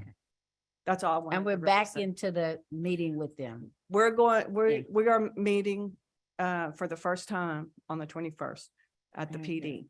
Let me ask you this, because you don't know, and you wouldn't know, and it would be unfair to even ask you anything about the inner workings or the policies, or even, I don't even think we should ask you about the morale of the officers, because that's been documented by Yeah. folks that have, that have a different perspective. What I want That's to, going to be in Chief Tidwell's report. right. and That's What I want to ask you about is how do you feel as a member of the CPA? How is your organization's relationship with the department?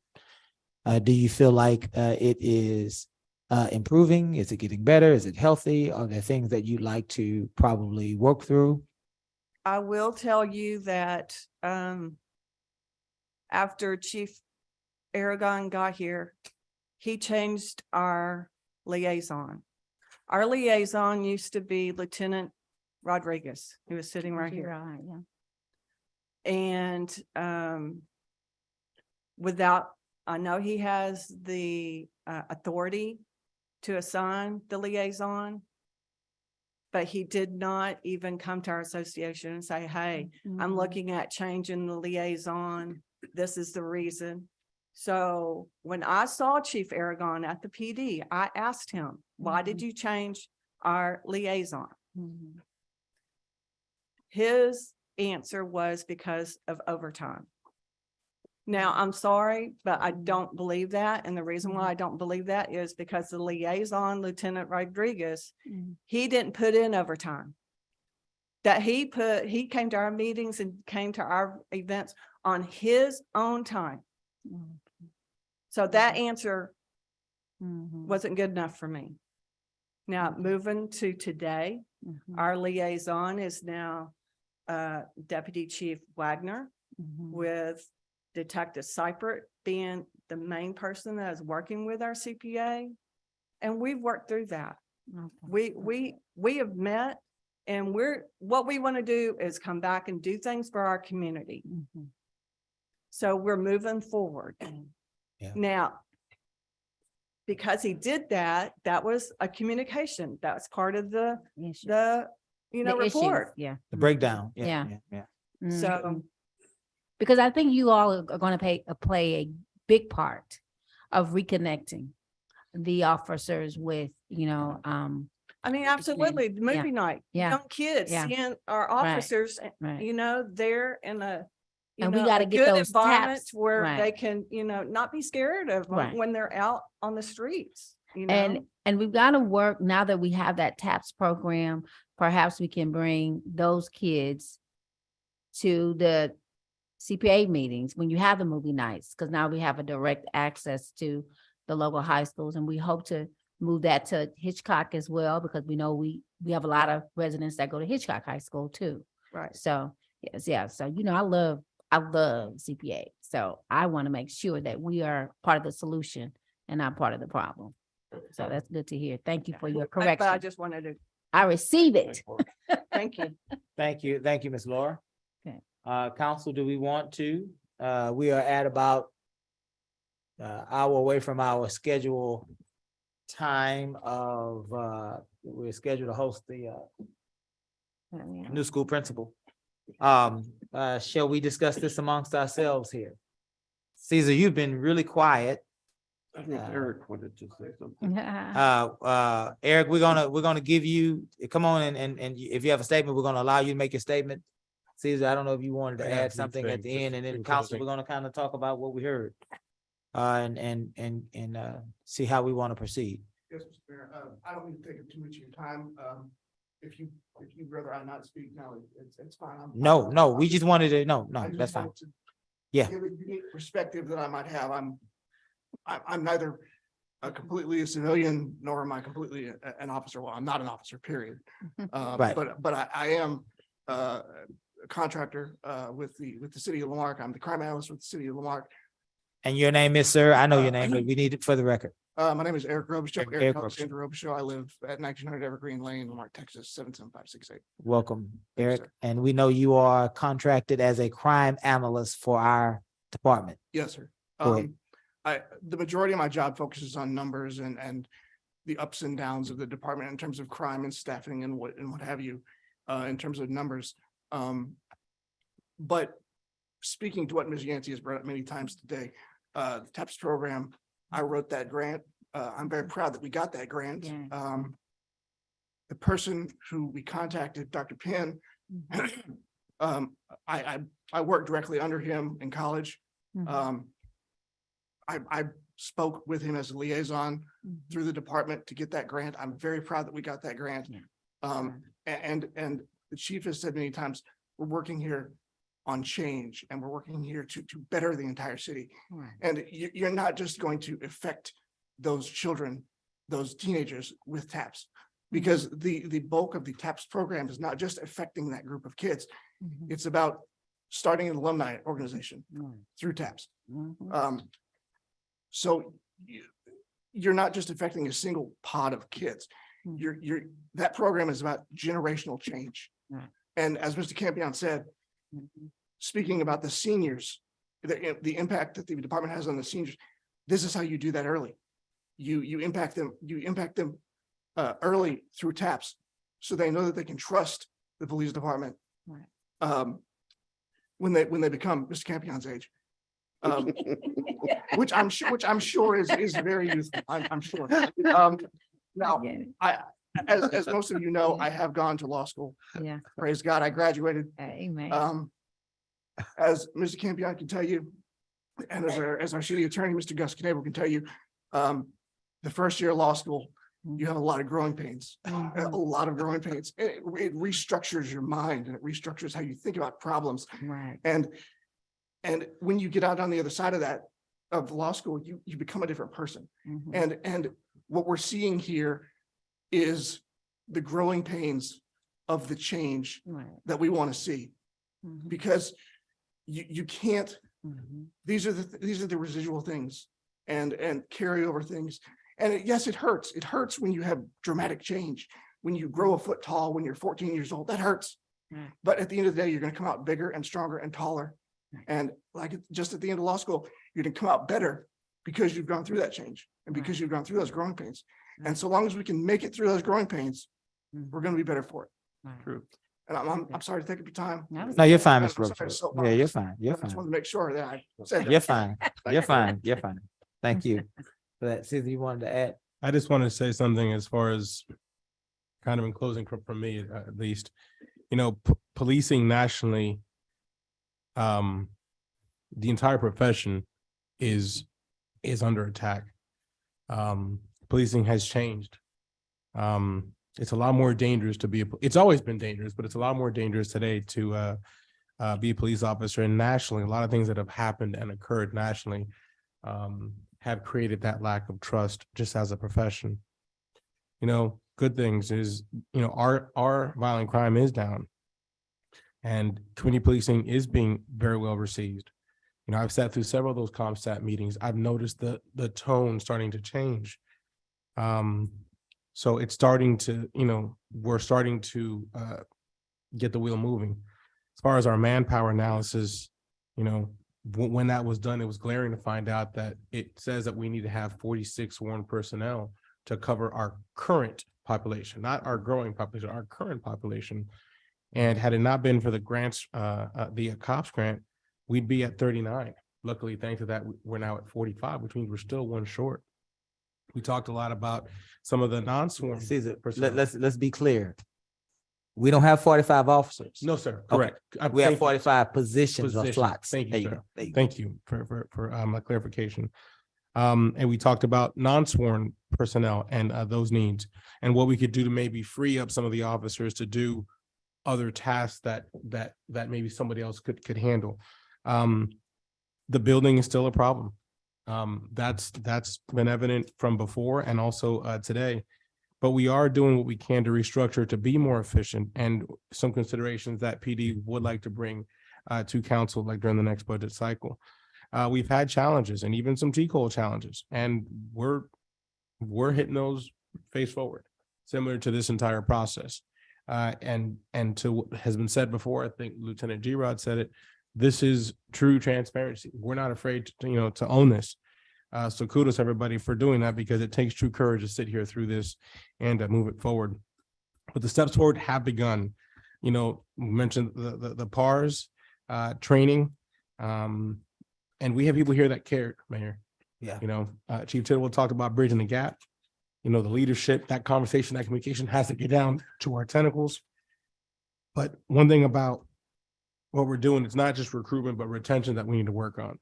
One thing I've noticed from talking to other police departments and just other city managers is working in Marque as a police officer is a badge of honor. Our officers see things and do things that some officers in other areas don't do and don't see. And that's why our officers are heavily recruited by other departments. So they know that if once, one day here is, or 1 year here is equivalent to 2 to 3 years elsewhere. So they know that officers, when they get here, are seasoned. We've been aggressive through the CBA. It was well supported, but it's not enough. And that's been evident. The building equipment, the rollback affected the entire city, but it also affected the PD quite a bit. But our voters spoke, and guess one thing, I've not heard a single complaint from anybody say anything. They've said, all right, we got it. Let's just do what we got to do. So I'm proud of that. I'm proud of not just our police officers, but all of our staff for taking that on. We are working on increasing our efficiencies. It's needed, but we need to continue. But it's going to start with the organizational behavior. Mr. Tidwell talked about that, our leadership, and doing what is within our power to address things immediately that we can do first, that are within our power, and then coherently doing so to follow. There's more initiatives that we're going to be announcing soon, even one later tonight. And to comment what Dr. Robichaud has said, they are growing pains. Marque is growing. We're still the second fastest growing city. And unfortunately, we are experiencing those growing pains. I thought that was a great point that you made. But I want to thank everybody out here for your continued support and sitting through this process, to our staff, to our team, and everybody else. They haven't run from it. And we're proud of what's happened in the last 2 years, but we also acknowledge that there is work to do. Very good. Very good. We're gonna get some thoughts from council. Council, I'd like for us to consider, not necessarily now, but after your thoughts, I'd like for us to consider directing the city manager to basically glean some bullet points, some steps in a process that basically has been outlined by Mr. Tidwell to get our department to position that we can be even more effective than we are now. I believe if you can get that to us in resolution form, the council can act on that, giving you the direction to move forward with the recommendations as found in this report. Before we bring this into the barn, council, do we have any other matters, any final thoughts, any items we'd like to discuss about this report? Thank you for the time. Mhm. Thank you for the transparency that we're letting residents be able to read and evaluate, because when you know what the problems are, you can come together as a collective to try to be a part of the solution and work together. And I have not seen that in this city as a resident before, as a pastor's wife that served here since 1997. I've never seen this type of a joint partnership and working together to solve our age-old solutions, and I love it. I love it. That's democracy at its finest. Definitely, I gave you an action item, Mr. Garcia, that I'd like for us to have on our next agenda item. Let me say this, despite all of the issues that were brought out in our report today, and much of the consternation surrounding our police department, one thing is clear, that the women and the men of the Lamarque Police Department are exceptional, that they are superior in their ability to protect and to police our community. And they deserve tremendous amounts of respect, acclaim, support, and reward, not only in kudos and pats on the back, but also in other things that are more tangible, such as competitive salaries and benefits, opportunities for training and advancement, and working conditions that are conducive for their effectiveness. It's also true that we have a long way to go as it relates to being not only the safest city in Texas, but being the best police department in this region. There's a lot of work to do. There are a lot of things that have been delineated in this report that are concerning for me as mayor. It sounds like concerning for members of our council and members of our community. Know that it is not any more concerning than for members of this department, and I suspect for our police chief. At the end of the day, Chief Argonne has come back to us, and he has been through his leadership and the work of the Lamarque Police Department, they've been able to reduce crime in our community. So we want to thank him for those efforts and thank the police department for those efforts. But we would be disingenuous to not understand that we, Caesar, have to make significant changes within our police department. That's clear. I said this earlier, and I'll say it again. Because we endeavor to be the safest city in Texas, it will require us to be an aggressive and an assertive police force. And when you are required to be an assertive and an aggressive police force, Chief, you cannot have anything other than excellency. Cannot be anything other than excellence. And so I would hope that's our goal as a council, and certainly our goal as an administration to move in that direction. The criminals of this community and beyond need to know that regardless of what has been said here today, Lamarque is still the worst place for you to commit a crime. If there's nothing further, we'll entertain this motion that I asked for us to entertain. And do I have a motion? Yes, sir. Is there a second? Second. To be clear, the motion, Caesar, is for you to take the report, bullet points, right? So that this council can, through resolution, provide you direction so that you can have the power to change what those areas of this report suggest need to be changed. Any further discussion? Hearing none, we'll call for a vote. All those in favor say aye. Aye. Any opposed? I believe we are at executive session. I don't think we have one. So we'll move past that to adjournment. Council, is there anything further before we adjourn? No, just thank you for your honesty and coming together. I've really enjoyed this process and I'm hoping that we'll have some deliverables from it. Mr. Tidwell?